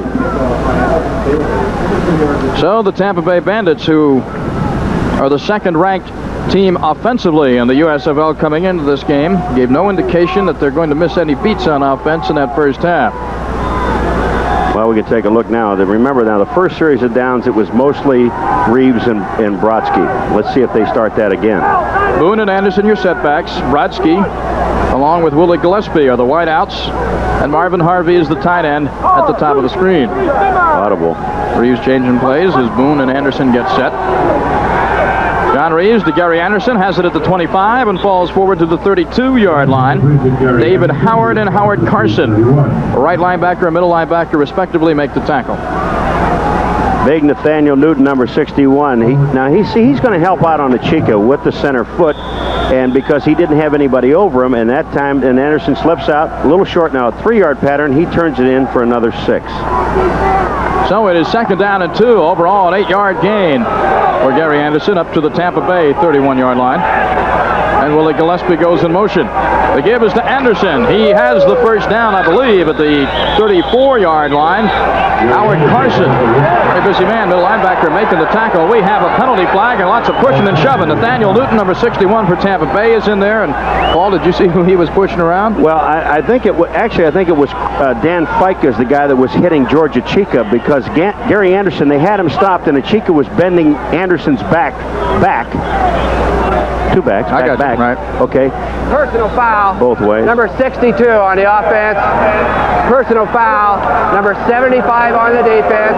The penalty's offset. We have a first down. I said Fike, and I think the right is Chris Foote. All right, here we go. Here comes Anderson. A little quick play to pick up the first down. Now watch. He's tackled there. Now look at the Chica bending his back. And then you'll see that's where he's bent. And then Chris Foote right there comes in and just hammers the Chica. They started pushing and shoving and all that jazz, and they got the double dipper. Well, Chris Foote, former teammate here of the Chicas at L.A., was traded by the L.A. Express over to Tampa Bay last year. 1st and 10 for the Bandits at their own 34. The give is to Anderson. Anderson knifes his way for a gain of maybe 3 yards on the play. Howard Carson and Dwight Drain making the stop. Big Nathaniel Newton, number 61. Let's take a look at him. Here he is blocking now on a Chica, but he's getting help blocking down inside by Reggie Smith. They just roll a Chica out. There's the hole is supposed to be there, but they don't get the hole. Anderson picked up, what, 3? 3 yards on the play. It'll be 2nd down and 7. Nathaniel Newton looks a little bit thinner this week. He's listed at 290. Yeah. Showers at the car wash. 2nd down and 7. I'll also tell him you said that. No, not me. Reaves, long straight drop, has the time, and he has his man. That's Anderson, and Anderson drops the football. They're going to call it incomplete as David Howard had his hands around the waist of Gary Anderson. That'll bring up a 4th down, or rather a 3rd down situation, 3rd down and 7. And it is, every drive. Look at there's Reeves' numbers. He's a little better than 50%. But it's important that every drive is important that they stop him. But it's important here in this part of the game where Tampa Bay gets the ball in the opening kickoff, second half, up by 10, to stop them here and get that ball back. First 3rd down play for the Bandits here in the second half. 3rd and 7, and Reaves sends everybody out on a pass pattern. He still has lots of time. Now they'll have to run, and he'll just throw this one up the right sideline. Is the man in bounds? He is. That is Larry Brodsky. He not only has wonderful hands, but that time he kept his feet right where they should be, and he's out of bounds at the 39 of L.A. Well, Reaves was going the other way, and Brodsky, he just had to wait and wait and wait. The one thing Brodsky had 2 things he had to do. One, make sure he kept his feet in bounds. You can see Reaves, he's not even looking at Brodsky. He's looking the other way, so everybody left Brodsky alone. He's down here waving. Watch what happens. Now, that's Wyman Henderson lets him go. Brodsky's waving. Well, hey, throw the ball to me. Get in bounds. Yes, look at this catch. Isn't that beautiful? Reminds me a lot of Bobby Chandler. Remember Bobby Chandler? Well, he's in the stadium tonight. He is. That's right, Bobby Chandler. That's why it reminded me of him, because I saw him earlier. 1st and 10 for the Bandits on the LA 39-yard line. Coverage on that play by John Higgins and Wyman Henderson for the record. And the pass intended for Anderson goes through his hands. It is incomplete. David Howard and Dwight Drain on the coverage. You see Reaves, and he's absolutely right. David Howard, I thought there's an illegal chuck rule. He was holding Gary Anderson about 8 yards down the field. You can't do that. I know you can't do that. And Anderson finally got away when the ball was thrown. See that T? That's touchdown. Here's a touchdown play. All right, we'll see. 2nd down and 10.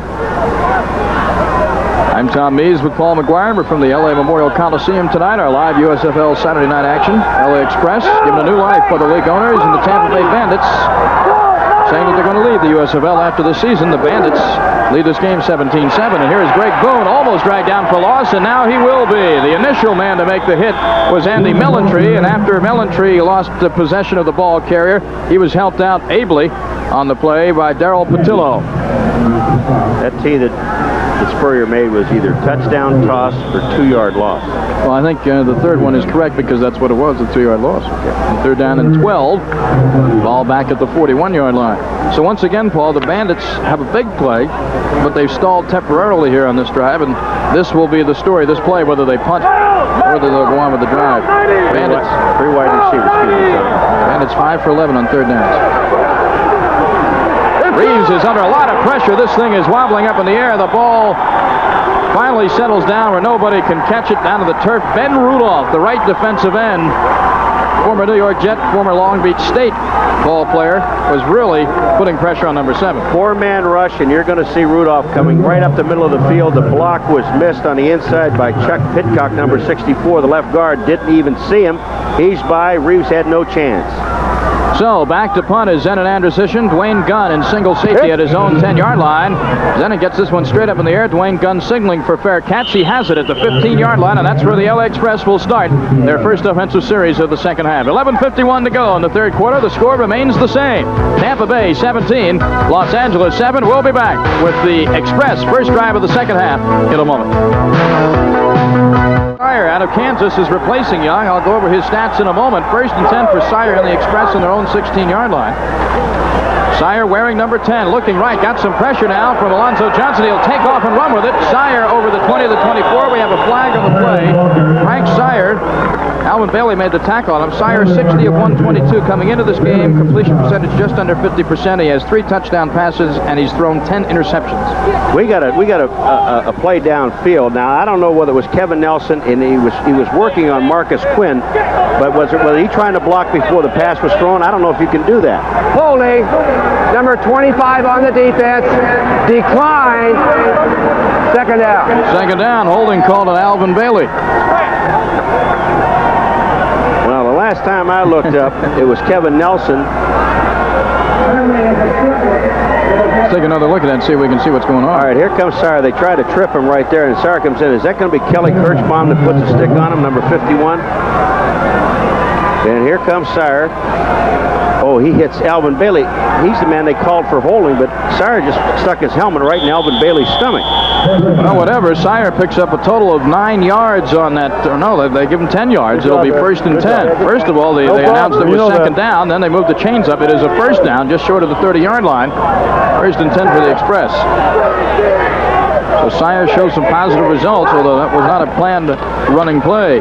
The give is to Kirby Warren, who's in there as he was in the first series of the first half, and Warren picks up 2 or 3 yards. Al Richardson, Alonzo Johnson, and a host of others on the tackle. So Steve Young, we don't have any word that he is injured, Paul. Let's look at Frank Seurer. The last 3 games, he's really been picking it up. His completion percentage is way up over this year's previous performance. So the last 3 weeks, he's been doing well. Remember, that only brings it up to 49.2, so you had an idea how bad it was in the beginning. Well, he came in, first of all, when Steve Young injured his knee against the Arizona Outlaws in a game that we did right here on ESPN several weeks ago. Hersey is in motion, and the give is to Mel Gray. Gray is over the 40-yard line, first and 10 for the LA Express. Mel Gray brought down by Alonzo Johnson. And Sankar Montoot also on the tackle. First and 10 the Express at the 42. Mel Gray is quick. He's another one of those guys that can hit the hole in a hurry. Now he's coming off the field. Nelson's back in the game. Mel Gray ran for 52 yards last week against the Portland Breakers. Sankar Montoot is going to be the man who makes the tackle, number 55. He's right there. He comes into your picture. When Gray cut back, he was there, but that was a good play. First and 10 Express at their own 42-yard line. Seurer sends everybody out on pass patterns. Got the time. He's got his man. That's Kevin Nelson. And Nelson is up at the 48-yard line and dragged back, but his forward progress is to the 48. Kelly Kirchbaum, the first man to hit Kevin Nelson. So that'll be a gain of around 7. Make it second down and 3. This LA Express offense is a bit perked up here. They have a lot of confidence in Frank Seurer. Now watch Seurer when he goes back and sets up. There's really no blitz on. He sets up, delivers the pass. He finds an open man. He's throwing short. He has not gone deep. He threw a little short screen pass, and then now this little short one to Nelson coming out. That builds up confidence. Dwayne Gunn split out to the bottom of your screen, and Kevin Nelson to the top. Second down and a short 3 yards to go for the Express. Mel Gray is brought down by nose tackle Freddie Nordgren. Brought him down for a loss of 2 or 3 yards on the play. Freddie Nordgren just flew by Ruther, number 57, the center, and made the play in the backfield. Well, we have the word now from the bench that Steve Young, Paul, is not being taken out because of injuries. Steve Young is being benched. All right, let's take a look at the offensive line. Now, Ruther, number 57, is the center trying to block on Nordgren. And watch Nordgren underneath. He just gets right by Ruther and has enough presence of mind to get his head up once he gets through and makes the play on Mel Gray in the backfield. Isn't it beautiful? Look at this. There's his head up, arms out. There's a tackle. Let's go to third down and a short 3. It's third down and 6 now. Seurer over the middle. He's got his man, the tight end. That's Gordon Hudson. Gordon Hudson has a first down. Wade Anderson on the tackle for the Bandits, but not before Hudson has the ball into Tampa Bay territory at the 40. Now that time, Tampa Bay, you're going to see that. Look at they have a blitz coming. Kirschbaum's coming. They got Alonzo Johnson coming from the outside. They are blitzing Seurer. Seurer goes down, but watch this ball behind Hudson. He turns his body, gets in front of the football, makes the catch. Ball marked at the 39-yard line for the record. 15-yard pass completion from Seurer to Hudson, and this LA Express offense has marched right down the field. This drive started about the LA 15-yard line. Now at the Tampa Bay 39. Hersey again in motion.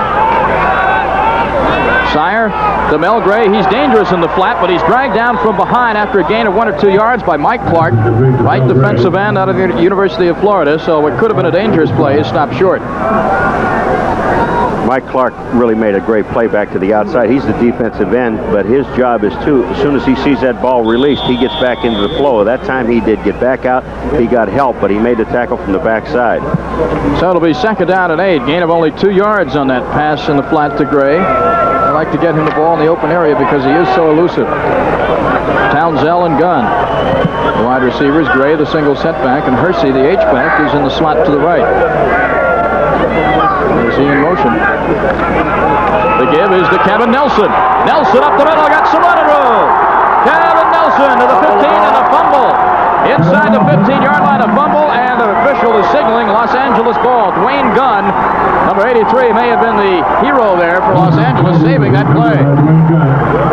So the Express get a break, Paul. They have it deep in Tampa Bay territory. First and 10 at the 13. These are the things that happen to bad teams, and when things are going bad, and when you get a great run like Nelson has here, and then fumble the football, they don't usually get it back.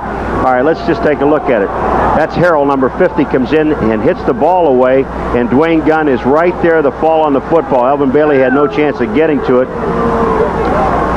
Well, all in all, a 24-yard play. Any way you look at it, it's right. First and 10. Well, you call it a lateral. All right. No. We'll tell Steve Spurrier that was a lateral at the 13-yard line of Tampa Bay. They give us to Mel Gray, and Gray is horse-collared back there. Mike Clark, Al Richardson. But Alonzo Johnson. I'm sorry, Alonzo. 58, 59 sometimes look like the same, but this tackle is very distinct. Yeah, this will hurt you. And he's hurt. He's on the ground. Look at this. Bang, right in the head. Oh. And then, but look at his leg is bent. His right leg is bent up underneath him also. I don't think that's where it's at. Here comes Alonzo Johnson, and here it is right here. Look at the left hand. Bang, right across the head. No face mask there. And look at his legs are buckled up underneath him. That hurts, pal. That's not a pretty sight. We'll be back to see exactly what happened on that play. It's 17-7, Tampa Bay. More USFL action live Monday night from Portland Civic Stadium. Jim Kelly and that offensive juggernaut, the Houston Gamblers, against the Portland Breakers, Paul. It should be interesting to see if Mr. Kelly can add on to his league-leading total of 30 touchdown passes. That's all he has? That's all. No, he's having a bad year. he's doing well. All right, here we go. Alonzo Johnson is going to hit Gray. And here's a look at here, and then watch his legs buckle underneath him. Now his right leg goes down, but look at his left leg and his left ankle. They turn underneath. And you've got about 600 pounds on you because he gets help from some other people. Coach John Hadl, very concerned, standing at the Tampa Bay 20-yard line. He's been out to look over the situation. You see the medical staff tending to Kevin Nelson. Paul, the Los Angeles Express have had 28 different players injured this year, and of those 28 coming into this game, 15 were knee injuries, and that'll just, literally and figuratively tear your team up. Well, because they're supported by the league, Tom, and one of the big problems that when we were talking to John Hadl about it is that their taxi squad or their reserve squad or whatever they want to call them, they are all legitimately injured without a chance of coming back. So, and here comes the stretcher out here for Mel Gray. But when that happens, you can't go out and get people. Well, it's too bad, I'll tell you. We don't know if it's a knee or not, but you be the judge. We'll wait till we hear because you don't want to say that. But see, now he's down. Now watch it, and they bend him over backwards. That's Mike Clark coming in on top. And you've got a lot of people. You've got anywhere from 600 to 700 pounds coming on you now after you're on your way down. Johnson makes the major hit there. Clark comes in, and then he gets hit again by somebody on the other side, and I can't see the number there. But that's a lot of people coming down. They're still tending to Mel Gray. We have 5:36 left to go in the third quarter from the Coliseum in Los Angeles. The Tampa Bay Bandits still lead it 17-7. While we were away at the Coliseum, the injured party, Mel Gray, was carried off on a special sit-down type of stretcher, and the LA Express executed their 10th play on this drive. They covered 71 yards. Pass out in the flat to David Hersey was dropped, so you didn't miss anything of any importance, and it's 3rd down and 11. Except it was a good pass and hit Hersey in the hands, but Marcus Quinn was also there to make the coverage on it. We're looking at Mel Gray. They've got everybody around him. Now Kirby Warren is in to replace him. Kirby Warren wears number 49. Had a big game early in the season against the New Jersey Generals. Some of you may remember that game. And Frank Seurer now goes from the shotgun. Seurer looking left, going for Nelson. It's intercepted in the end zone by Marcus Quinn. So the Bandits dodge the bullet here. Quinn cuts off the drive. Mike Clark put some pressure on Seurer and caused maybe the interception. Clark put the pressure on it, but Seurer just threw the ball too hard that time. He tried to drill the ball into Kevin Nelson. Watch, he just steps up and puts everything he has, and here comes Clark. He goes back to the outside. Ruther comes out and just touches him. But watch how hard this ball comes in. I mean, that's everything he's got. Here's Nelson through his hands and right into the hands of Marcus Quinn. All he did was slow the ball down and tip it up for the tip drill. So the Bandits cut off that LA Express drive, and they'll take it 1st and 10 at their own 20-yard line. We have 5:07 to go in the third quarter. Bandits leading at 17-7. Reaves on the play fake. And he'll look for his man and find him out there, and that is Willie Gillespie. Gillespie over the 30-yard line at the 31. And it's a 1st and 10 for Tampa Bay. Wyman Henderson makes the stop. You know, we talk about it, and you can see it every time that they put Gary Anderson and leave him in the backfield, whether it's the I formation or not. He's in the I now. He may move out. But when they make the fake to him, the linebackers have to stay. They have to respect Anderson because they have to cover him coming out of the backfield. So a pickup that time of 13 yards on the pass play. The give on 1st and 10 is to Gary Anderson, and Anderson burrows his way for a gain of 1 or 2 yards. It'll be 2nd down, around 8 yards to go. Ben Rudolph is in there on the tackle. Also in there for the Express is Georgia Chica. Well, we have just received word from the Los Angeles Express bench that man Mel Gray has injured his right knee, and we believe that he's also suffered a concussion. The public address announcer has paged the doctor here to report to the LA Express bench to add to the staff that's already down there. So Mel Gray obviously is through for the night, maybe for a lot longer. We got people moving all over the place. Let's not the game get sloppy. This play is definitely illegal, one way or the other. Flags all over. False start. Number 64 on the offense. Still 2nd down. Chuck Pitcock, guilty party for Tampa Bay. Left guard, false start, so march it back 5 yards further. 2nd down and 15. No scoring here in the second half. 17-7. The Express looked like they were going to go in and really put some heat on Tampa Bay, but the interception by Marcus Quinn, who led the league in interceptions last year, choked that one off. Again, some action at the line of scrimmage, but no flags are thrown. And Reaves over the middle looking for Gillespie. He finds him at midfield, and Willie Gillespie has it. 1st and 10 at the LA 49-yard line. John Higgins brings him down. John Higgins brings him down, but he didn't have any help. And they only had 3 receivers really out in the pattern. Just take a look at this secondary. Here's the wide angle. Now you see Gillespie right there breaking off at midfield. Now Higgins is there. Wyman Henderson's on the other side. They're going with Gary Anderson. They're covering him with 2 people. And when that happens, excuse me, that's not Henderson. That is Spencer Jackson, 88. When that happens, that's Gillespie one-on-one. And that time Reaves picked out the target with only man coverage.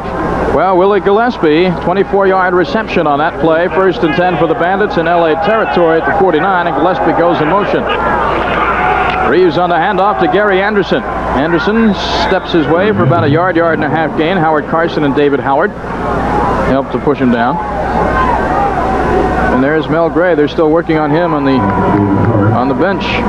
It's nice to see him out of that stretcher anyway and sitting up. Oh yeah, and you know they buckled everything down, and the guy we've been talking about a lot of the evening, especially when Tampa's on defense, is Alonzo Johnson, number 58, and the guy that Hadl said is one of the finest linebackers he's ever seen. It's a pretty good comment from a guy who's seen a lot of football, John Hadl. Oh yeah. All right, 2nd down and 9. Again, Reaves is checking off at the line of scrimmage. Gets the play off with about 4 seconds to spare. Looks down the right side for Brodsky. He's got him. Brodsky a first down, a lot more. Larry Brodsky down to the 14-yard line. Wyman Henderson was the man who had to bring him down. Well, you saw the audible coming because Reaves thought that there was going to be a blitz, so he brought Marvin Harvey inside. Then he has Brodsky. He ran an in move and came back to the outside. Left Wyman Henderson inside. He's not going to outrun Wyman. He's not going to outrun a whole lot of people. But the thing about him is his hands. He's got great hands and great moves, and the man gets open. Look at this, 7 for 130 yards. That's his 3rd, I think, over 100-yard game receiving. Larry Brodsky, a possession-type receiver out of the University of Miami, has had some tryouts with teams both in the NFL and other USFL teams. Is stuck here with the Tampa Bay Bandits, and he loves it. Reaves going over to the tight end Marvin Harvey. He's got his first touchdown reception of the year. Touchdown. David Howard had him, but it was much too late. With 2:08 to go in the 3rd quarter, the Bandits up their lead to 23-7, and Steve Spurrier's happy. Steve Spurrier's happy. David Howard is a linebacker trying to cover a tight end. Did not get any help from number 23, Ed Scott, who is a corner man or a safety man. But he has so many weapons. All right, there's Howard trying to stay with him. Howard throwing that right arm in there, trying to knock the ball loose, and that's about all he could do. And that man you just seen come in the picture, that's Scott, who never got there. Well, I'll tell you, the fortunes of football, Paul, looked a few minutes ago like the Express were going in to tie up this, or not tie it up, but make this a 3-point game. The pass was intercepted in the end zone, and Tampa Bay has just completed an 80-yard drive with the extra point. 24 for the Bandits, 7 for the LA Express. That's our score from the Coliseum. Back in a moment. Zenon Anderson about to kick off again for the Tampa Bay Bandits, scoring moments ago on a touchdown pass to Larry Brodsky, who's having a great night. We'll detail that in a moment. Again, it's Anderson short, picked up at the 16-yard line by Dwayne Gunn. Gunn gets away from a couple of people. Excellent field position for Frank Seurer and company at the 37. I think that they've got to get someone on the team, or find someone that can kick the ball off. Zenon can kick field goals. He can punt. He does everything. But watch when he kicks. His leg stops. He doesn't get the oomph in the ball. Watch his right leg when he kicks. See how high it goes. See it? It goes to his waist and stops there. There's no follow-through, and he gets the ball to like the 15-yard line. We've got 2 people down. We've got a LA Express man down and a Tampa Bay Bandit down. All right, we'll see who the injured parties are and fill you in a moment. 1:58 to go in the 3rd quarter, 24-7 Tampa Bay. The Los Angeles Express have given up an awful lot of points in the 4th period of play, and they can't afford to do that if they're going to come back in this game. And, well, the reason we don't have the replay on Rule getting hurt here is because this was away from the play, away from the ball. They're bringing the stretcher out again. LA has had, and we've talked about it, Tom, and you can't dwell on it, they've had so many injuries to this football team. And again, let me repeat that they cannot go out and get players because they're supported by the league and they have to play with what they have. You know who this really must gall? Of course, nobody likes to see a player hurt, Paul, but you've got Don Klosterman, who is running this franchise out here, and he has to feel bad not only for Rule but for the franchise, because you're right, he can't go out and get players. This team is being supported by the league, by assessments to the other owners around the league. It is something that's been well documented because they haven't drawn well out here in their existence, and all sorts of talk that they might move out to the San Fernando Valley if they can get a buyer next year. But the league owners meeting last Monday really put a vote of confidence in LA because they value the television market. They're going to support this team. Tommy, I'll just tell you now, why I don't like to see what I'm seeing here is because when they do that, it looks to me like something neck and back because they're not moving clay at all. And look at this, they're going to slide it underneath them. Taking every precaution. Of course, as soon as we can get an update on Clay Rule's condition, we'll give it to you. I want to hear him come back and say concussion. That's all I want to hear. I don't want to hear anything else.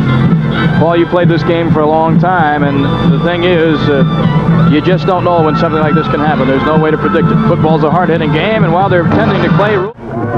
Welcome back to the LA Memorial Coliseum. I'm Tom Mees with Paul McGuire, and there you're looking at Clay Rule, the young man. He is blinking his eyes, but that's the only part of his body that's moving, Paul, and we can only hope for the sake of he and any of his family that may be watching that it's not a serious injury, but they've told him not to move anything. That's right. They just tell them all those straps everything is precaution, and there's Mel Gray, who's got confirmed concussion. He's out for the rest of the game, and we'll get you the word as soon as we get it. You'll have it. That's enough to really make you sick if it's indeed a serious injury. We hope not, and we'll get word as soon as we can. Meanwhile, back to the game. 2nd down and 12, and Seurer rolls right, and he finds a receiver out there. That is Kirby Warren. Warren's not going to get anywhere.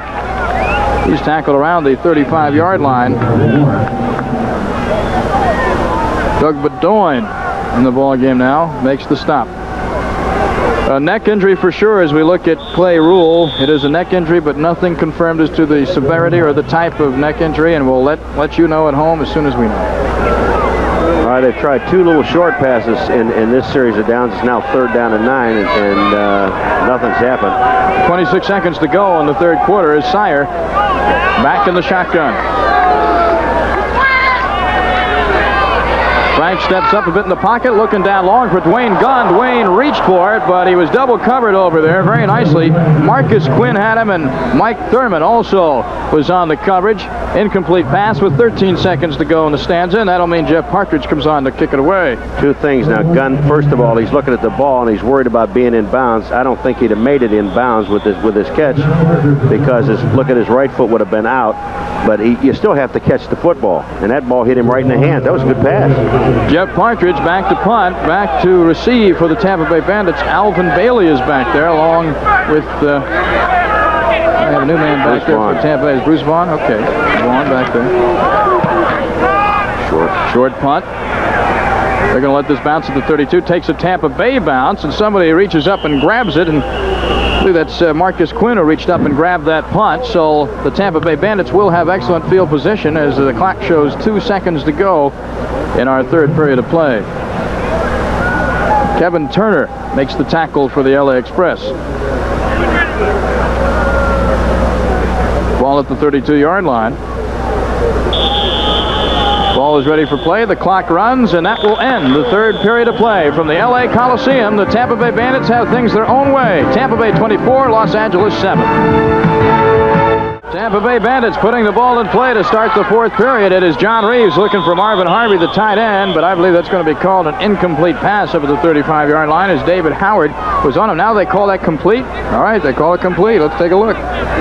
Well, the offensive line, just take a look at the blocking in that line. There's Newton blocking out there. That's Reggie Smith also blocking. Newton is on a Chica. And then here's the pass to the outside to Harvey. He goes down, takes the ball. That's a good catch. That's a good catch. He fell on. He had his hands underneath it. Okay. I thought that they would be running the football because last week they held it for 10 minutes in the 4th quarter. The angle I saw that play, it looked like A, he either fumbled it or B, it was incomplete, but it was a good catch, and he just let the ball go. That's after the catch and after the whistle. Gary Anderson takes the handoff, and he'll rumble for a couple of yards on that play over the 37 to the 38-yard line. Georgia Chica on the tackle. Anderson tonight, 16 carries, 48 yards. You know, when the Bandits get Anderson to have 100 yards total as a rusher and a receiver, I think there's something like 15-1. And when he has over 100 yards rushing the football, they also have a very good record of 6-0 this year when he's done that. He is 52 yards away from that 100 mark as a rusher. It'll be interesting to get his receiving stats and add them up. Reeves Reaves to Anderson. Ball is thrown low. Gary can't make the catch. Dwight Drain and Andy Mellentree over there. Reaves is down. That was Eddie Meat Cleaver Weaver was in his face.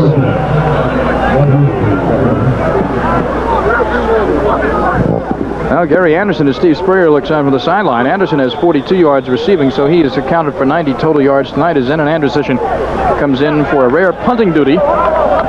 Standing back at his own 20 is Dwayne Gunn in single safety. Anderson gets it off. Short punt. Gunn gathers it in at the 27-yard line, hits the dirt, and that's where the LA Express will take over. First down and 10. I'm watching Zenon Anderson. Now, you see punters. Now, watch his right leg. Now, watch the extension on it. Here it comes. This was a short punt. There was no height on the ball. Watch where his leg goes. Not bad extension, but if you compare him to a guy like Ray Guy, it goes up over the back shoulder when Guy kicks it. I mean, but he just doesn't seem to have all that oomph in the ball. They even told Zenon when he was kicking off. Okay, now the playoffs are only a few weeks away. We'll go into it in a second. 8 teams will make the playoffs, including the conference champions and the conference runner-ups, and then the 4 teams with the next 4 best records. And they will come in order of record, not in order of their standing in the conference. Here is an interception by Bruce Vaughn. Seurer looking for JoJo Townsell. Vaughn comes up with the interception. First and 10 Tampa Bay at the 44-yard line. Let's go over that playoff thing again. Now, 8 teams will make the playoffs in the USFL. Of course, it's an 18-week season. Both your conference champions in the Eastern and Western Conference will go.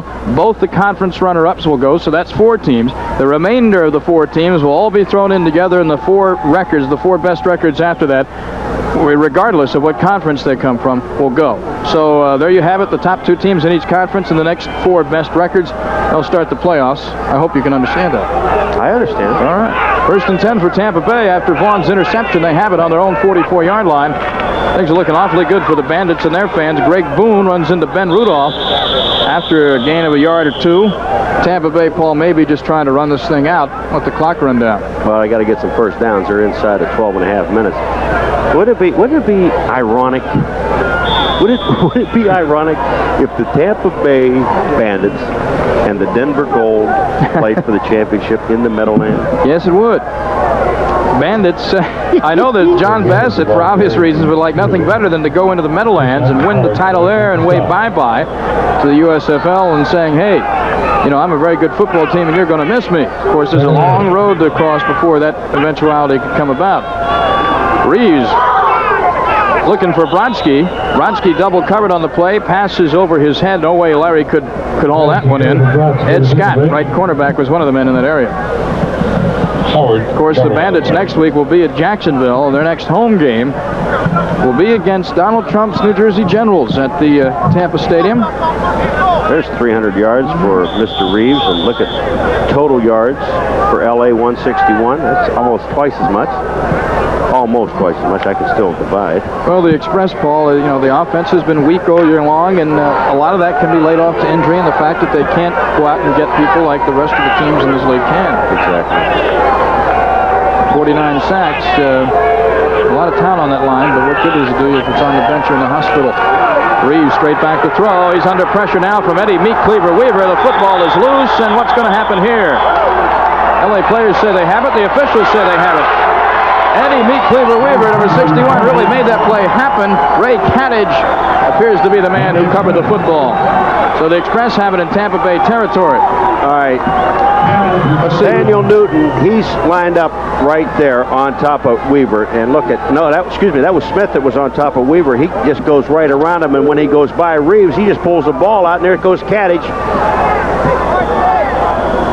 Here it comes. Just take a look at it. He knocks the ball out of his hands. Reaves turns around. He's looking for the ball. The ball's right in front of him. You can't see it. There it is. Too late. Cattage gets it. So first and 10 for Frank Seurer, the LA Express in Tampa Bay territory at the 40. They trail it 24-7. Seurer got some time, gets it out in the left flat, finds his man. That's Kirby Warren. Warren is close to the first down marker. I believe he will be short. We'll have to wait and see where the ball is spotted. James Hadl brings him down. I hate to keep talking about one man, but Alonzo Johnson, that time, he missed Warren. Then he got back up and made the tackle. You talk about a quick, hustling linebacker. That man there plays the game every single play. Alonzo Johnson, he is a good one. He is from Florida A&M University, where they produce a lot of very good football players in Tallahassee. Had 7 tackles a week ago. He earns his money. He had a lot more than that tonight, I can tell you. 2nd down and 1. Oh, now they move. Mike Durrett, right guard. I don't want to play. No. You don't recommend that with the helmets on, do you? No. I mean, we're going to hit him. Nowhere legal. You don't hit him in the False start. Number 60 on the offense. Still 2nd down. It's Mike Durrett, 4th-year man from West Virginia, on a false start. And when they do a big fight like that, you know, and everybody kind of breaks out, what you're supposed to do is you get behind the head coach. Make sure you have your helmet on, and you yell at everybody over him. Because no one is going to hit a head coach because they may get traded to him or picked up by the coach. So the other team would never hit him. So you hide behind him and do all the yelling and screaming you want to do from a good advantage where you can see everything. Little unknown facts of professional football that you've never known. The mind of a man who's been through a lot of Pro Wars, Paul McGuire. Keep that in mind. Here's Kirby Warren. Nice run by Warren up the middle, and he has the first down. Kirby broke a couple of tackles on that play. Finally in there to get him was James Hadl along with Tony Office. It'll be 1st and 10 for the Express at the Tampa Bay 28. All right, here it is. They're just killing Nordgren in the middle. They double team. They set him up on one side and then crack back on the other side with Kennard, number 70. Look at this. On the right of your screen. And then here's the play right up the middle. That's Harrell helping out on the tackle. And Office is there, number 52 also. Time is of the essence for the Express. There's still lots of time left, 10:44, but they trail by 17 points. And this is Kevin Nelson. Nelson got away from a couple of men. Nordgren had him wrapped up behind the line of scrimmage. Nelson got away. Bruce Vaughn finally makes the tackle at the 24-yard line. Freddie Nordgren, is he something? Watch this man. Here he goes. He hits in now. And then he's going to go out and chase. He's down. He's still, look at, he's crawling and fighting. Well, this is his part of the country, at least the same time zone. He played his college ball at Portland State, did Freddie. Gain of 3 for Nelson at 2nd down and 7. David Hersey, the H-back, was in the slot to the left. He'll probably go in motion. It has been most of the night. Coming into trips now. And Gordon Hudson, the man in motion this time. Seurer rolling left. Uses Nelson as a blocking back. Tries to hit Hersey. Hersey has Harrell out there, but Mr. Hersey should have caught that football. Kevin Nelson made a nice block that time on Alonzo Johnson coming in. But Alonzo Johnson, as he was coming in, even though he knew he was going to be blocked, he still got his arms up in the air to try to knock the ball down. Let's take another look at that again and watch number 3. Well, I guess we don't have a look at it. 2nd down, make it 3rd down and 7 coming up. Here it comes. Look out to the outside. Now you're going to see Alonzo Johnson with his hand up in the air. Now this ball was on Hersey. Harrell was getting there. Hits him in the hands. You can't help that. You should charge that incompletion to the receiver. Chris Haynes, new wide receiver into the ball game, split out wide to the bottom part of your screen. Townsell and Hudson both split to the top. Seurer from the shotgun looks for his man, and that is Hudson, the tight end. Incomplete. Wayne Anderson on the coverage. It'll be 4th down. There's a lot of infighting down there. You know that? I thought you're not allowed to bump after 5 yards, are you? Not that I know of. Well, they do a lot of bumping there. A lot of bumping. Well, now we have an interesting situation. 4th down and 7. You're deep in the other team's territory, but you're down 24-7, so no field goal here. The Express going to go for it. Oh, no, and especially when you only won 3 games. Yeah. There's no question about it. Gunn and Townsell are the wideouts. We're going to have an interesting finish. I think they've got to connect on this play and get the first down. 3rd and 7. He's got time. He's got money. He does. He finds his man, Kevin Nelson. Penalty flags all over the place. Nelson is dragged down by Sankar Mantoot. Nelson has the first down, but hold everything. Did he get it legally or not?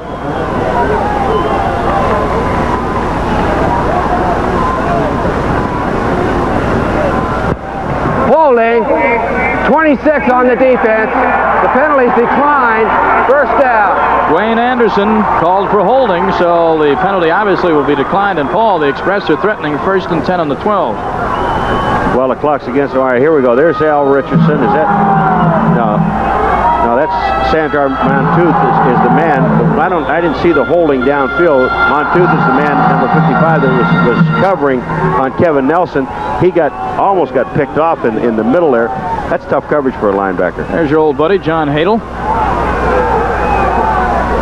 Doesn't change his expression much during the game, does it? Right next to him is Sam Greneisen, another old teammate. Gordon Hudson in motion. 1st and 10 for LA from the 12. Kirby Warren on the give up the middle. Warren will pick up maybe a yard or two. Sankar Monteith hit him again. 2nd down, about 8. Freddie Norgren also in there. He's in on almost everything up the middle. Hard to move him. All right, here we go again. There's Sankar Monteith. He's just filling the gap. That's good fill right there by the linebacker. He just read right up the middle and went for it. So call it a gain of 2 yards down to the 10-yard line. It'll be 2nd down and 8. Gordon Hudson came over the sideline and said something to the offensive people down on the field. And I just wonder if he wants to play, if they're going to go to Gordon Hudson. Well, let's watch and see. He's lined up at the tight end to the right. Downzell, the only wide receiver. Seurer got some pressure coming from the rear. He better get rid of it. He doesn't, and down he goes. Frank Seurer. Is that Freddie Norgren on top of him? You bet your boopy it is. It's Freddie Norgren. They were looking at Hudson. Hudson had one-on-one coverage by Dwayne Anderson, and here comes Seurer, and Norgren's going to eventually get in it. You see 68 there. You don't think he's going to get there? It'll take time. Look at Seurer. He was looking out to the outside. Here comes Norgren, and he was looking for Gordon Hudson. Here comes Hudson. Now look, he's being covered on the outside. I thought that's Doug Bedoin, number 28, that was covering him. And if the ball was thrown to the outside, might have had a chance. But when you're back there fighting all that traffic, it's tough to see. Loss of 8 on the sack. 3rd down and 16. Ball back to the 18-yard line. Seurer lofting it over the middle. He's got a touchdown. Touchdown to Dwayne Gunn. A little timing pass. He just lofted it back. He threw that ball off his back foot, and Gunn beat Bruce Vaughn for the touchdown. You know, this was not set up beautifully, but the way they ran the play, because they had no one else in the middle of the field, they knew that they had Gunn one-on-one on Vaughn. The blitz is on. Everyone's coming. There's Monteith coming in. And take a look. There's no one. You won't see anybody in the middle of the field, and once Gunn catches the ball, there's just nobody there. They ran everything to the left, all the patterns to the left. Gunn goes down the middle, little slant pattern, touchdown. First catch tonight for Dwayne Gunn, and it's a meaningful one. 18-yard touchdown receptions, and Dejas on to attempt the extra point. Snap is down, kick is up, and the kick is good. 7:54 to go in this ball game. Our score: Tampa Bay Bandits 24, and the Los Angeles Express are right back in it now with 14. There's old Dwayne Gunn. Yeah, Dwayne Gunn bringing the people to their feet here in the Coliseum. And Dejas prepares to kick off back at the Coliseum. Paul McGuire, I would think if the Tampa Bay Bandits had lost interest in this game with a 17-point lead, and with Frank Seurer in there for Steve Young, they're very interested now. Yeah, they sure are. There's, almost 8 minutes to go in this game. And L.A., they've got the receivers to get deep, and they can score. They better put that 8-minute drive together now. Walter Holman and Alvin Bailey are both deep for Zendejas kickoff. They're standing at the Tampa Bay 5. It is 24-14. Seurer to Gunn on a touchdown pass. This is Holman. Walter Holman, flag on the play, and Holman is over the 25 to the 29-yard line. But let's see the result of the penalty marker to see if the Bandits will have the field position there, or will it be better or worse? Just saw another flag thrown just a moment ago, right next to the one down by. There's one on the 21 and there's one on the 26. But that one just came after the play was called dead. Took that one longer to get there, up in the air. Illegal block above the waist. Number 58 on the receiving team. 1st down. Well, the guilty party, Alonzo Johnson, illegal block above the waist, so that'll march the Tampa Bay Bandits back deep in their own territory. They got to explain that better. You're allowed to block anybody above the waist. Is it an illegal block? Above the waist? Above the waist. No. Yeah, you're allowed to block a guy above the waist. From behind. He didn't say from behind. See, that's what they've got to say. Got to say from behind. Illegal block above the waist, from behind, in the back, right where his name is. For those of you who saw that injury to Clay Rule, the LA Express, we're still trying to find out exactly what's wrong with him. We don't have an update to nothing new yet. It was some sort of neck injury, that's all we know. And as soon as we do know, we'll let you know.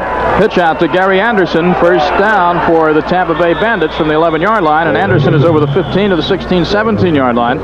So a gain of 5 or 6 yards on that play for Anderson. Fletcher, Jenkins, and Eddie Weaver on the tackle.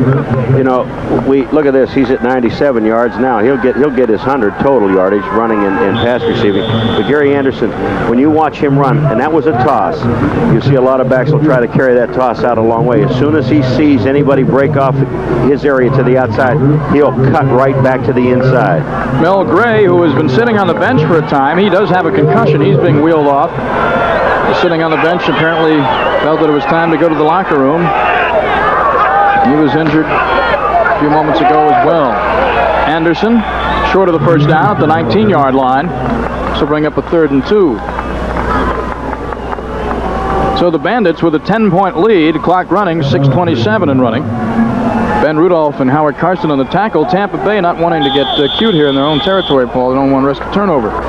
No, because L.A. has been putting a lot of heat on him. But see, when the game changes, so you understand, you say, well, why they ran some good plays earlier. Why aren't they running them now? L.A. knows that they're going to try and keep the ball on the ground. This is not a passing down. This is still a running down because of the situation. They have that 10-point lead. They'll probably throw. We'll find out. Reaves on a long count, has 3 seconds to get the play off. He does to Gary Anderson, flag on the play. Anderson over the 20. He may or may not be where the first down marker is, but let's find out what the flag was for.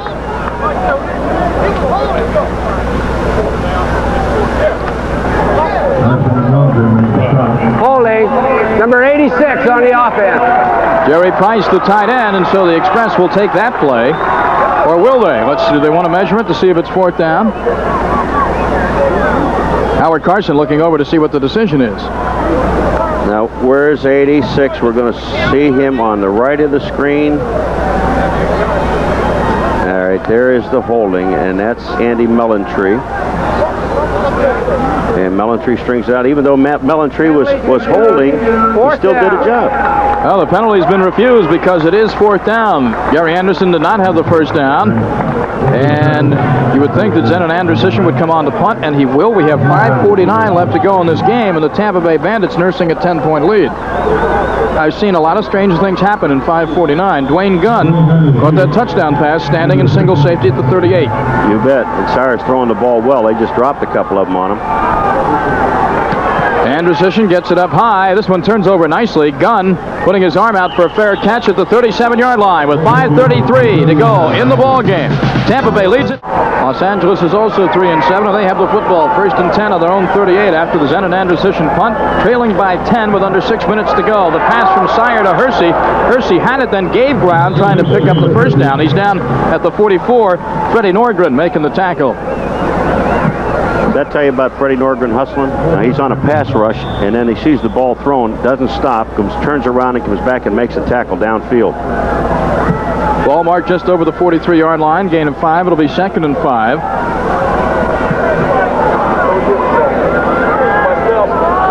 Dwayne Gunn and JoJo Townsell, the wide receivers, and that's Hersey in motion, and back he comes the other way. And the give is to the running back, Kevin Nelson. Nelson waits for the traffic to clear, and he is near the first down. I don't believe he got it. He needed to get to the 48-yard line.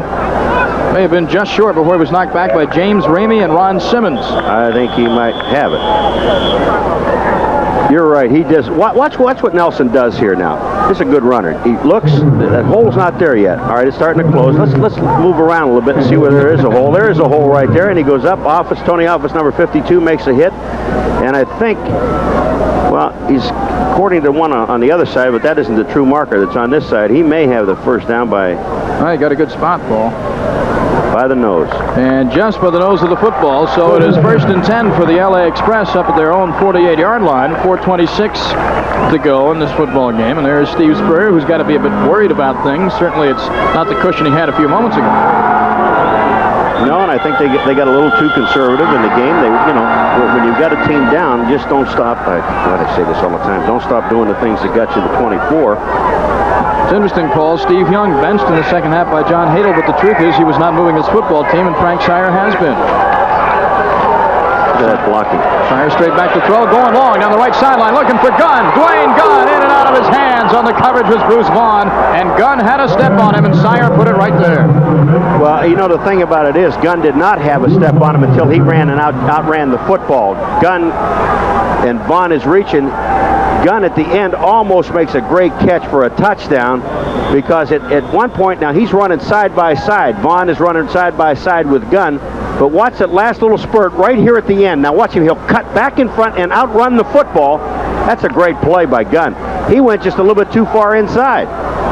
Seurer's got an arm. Yes, he does, and he may have thrown that a bit earlier than he wanted to. Alonzo Johnson was putting on some heavy pressure. Here is Kirby Warner, the pitch out, and Tony Office brings him down just over midfield. And we have a flag on this play. Now what? Flag back at the Los Angeles 46. Illegal motion, number 80 on the offense. They refuse that, baby. Penalties decline. Thank you. Third down. Well, Clay Rule is being kept here at the stadium, and they are x-raying his neck. That is the area where he was injured, but the x-rays have not been processed, and we don't have any complete diagnosis as yet.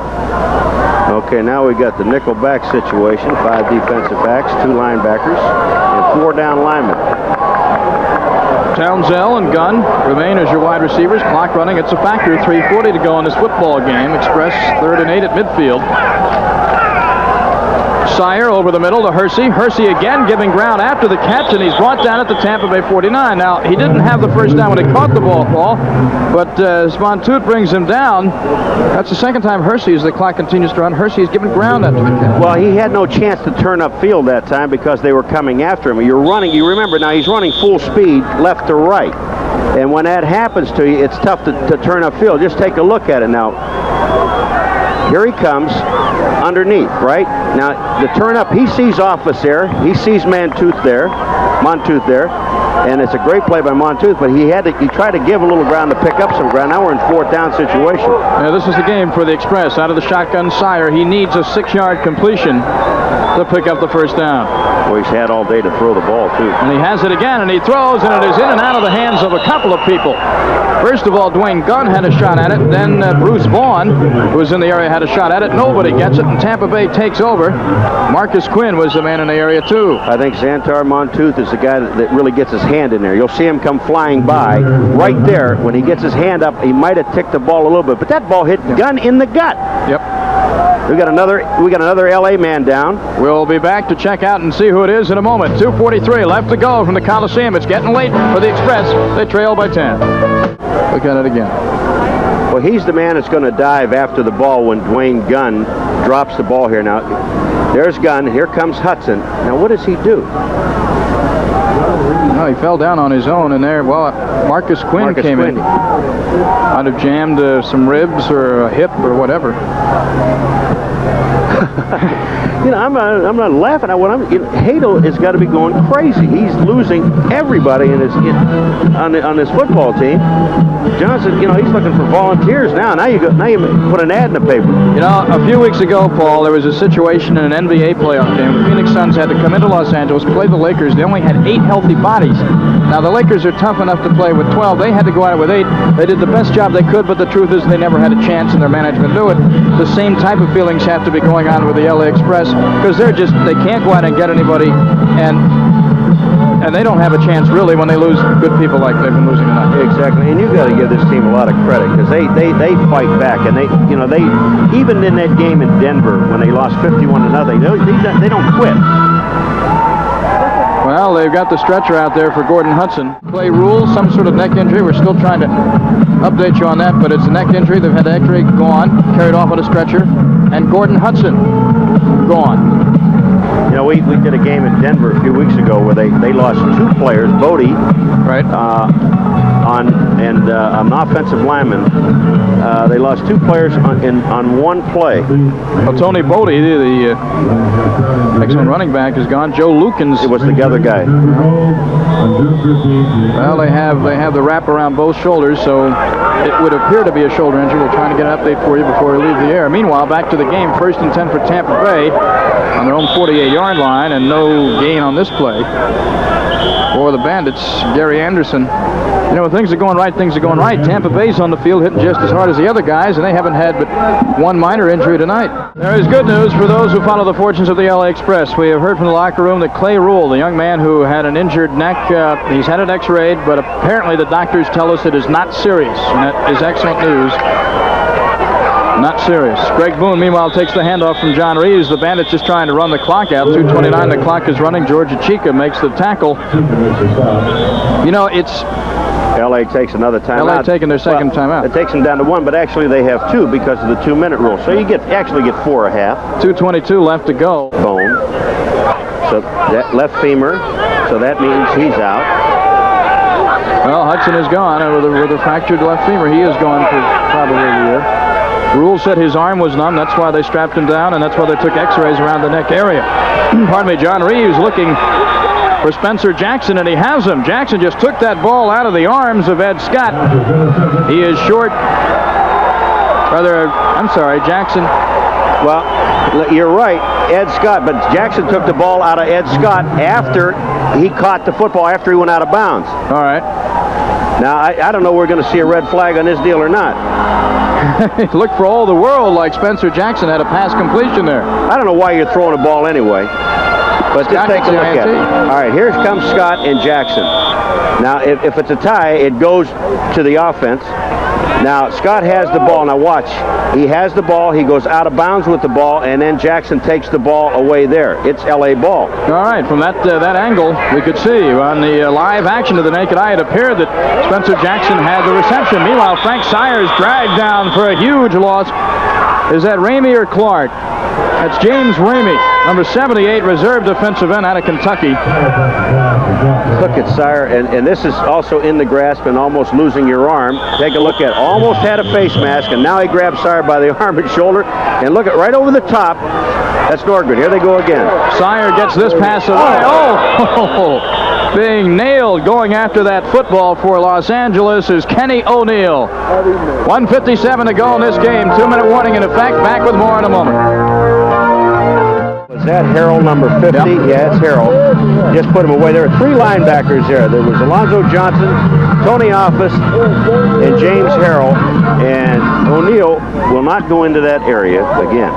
Third down, 26 yards to go. 1:57 left in this game. Tampa Bay leading by 10. LA Express with the ball. Frank Seurer, he and Young together have been sacked 6 times tonight.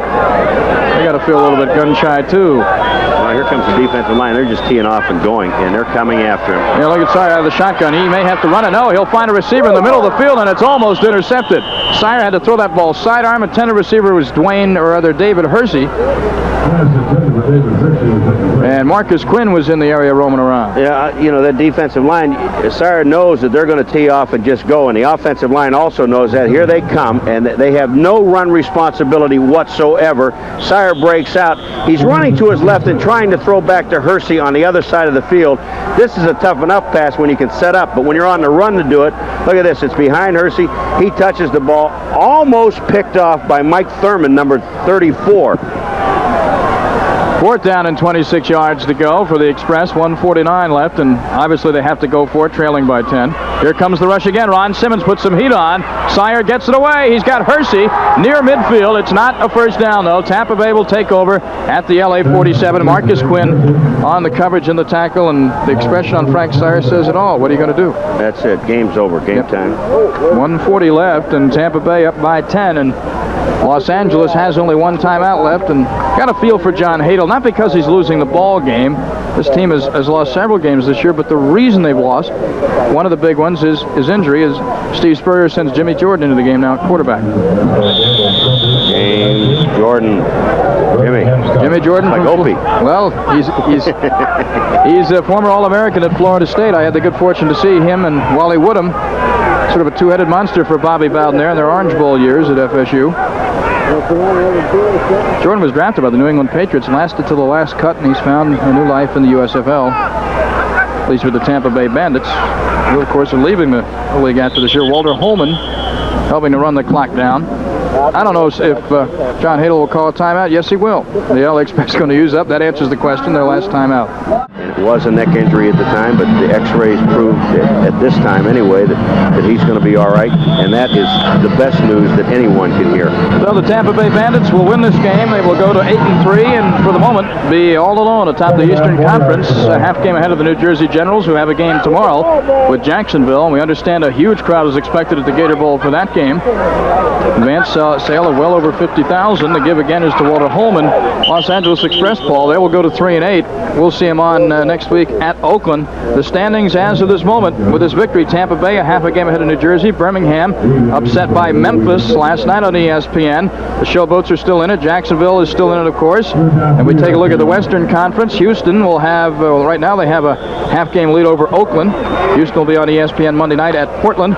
Oakland 6-3-1, followed by Denver in the gold, even though they don't draw very well in Denver, Paul. They have one excellent team. Yes, they do, and it's a shame they don't draw well, because they are playing good football. Old Miles Davis got them humping. Sure does. Get the ball. And the give again is to Holman in the backfield. I believe he's got a first down. Of course, a lot of people in Denver, and I spoke with Doug Spedding, who was the other owner who did not vote to go to the fall, feel that the decision to go to the fall may have been one of the main reasons why attendance is down in Denver. Attendance not down for that man, Steve Spurrier in Tampa. They get a lot of people down there, don't they? They sure do. Average over 46,000 people a game. Oh, John. John, you're doing the best with what you got, man. Keep your head up. Clock running, 39 seconds left. Tampa Bay 24, Los Angeles Express 14. Jordan not going to throw a pass. He gives to Joel Blunk, and Blunk is inside the 40 to the 37-yard line. That'll do it. And Chica makes the tackle. Clock is running with 27 seconds to go, and Tampa Bay doesn't have to snap the football again. However, we have the clock being stopped with 19 seconds left to go. Well, they got another injury to L.A. That's all they need, right? 52, that's Andy Mellentree. Third-year man out of Baylor. Looks to be just maybe an ankle sprain. No, he's all right. He's shaking it off.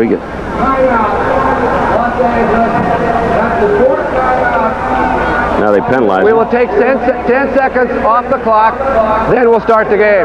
Well, they called the game clock, please. They called a timeout. It was their fourth timeout. You're only allowed 3.5, so the penalty is not in yardage, Paul, but 10 seconds wiped off the clock, and really it doesn't mean anything now. No, they didn't have to run a play anyway. Yeah. So for the record, there are 9 seconds left. And all Jimmy Jordan, we're going to see the famous fall down on the ball trick. Yeah, I guess.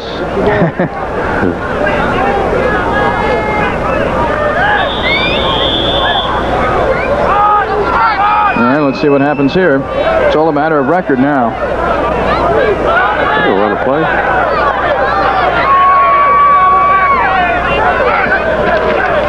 Well, the give for the record is to Holman, and that'll be it.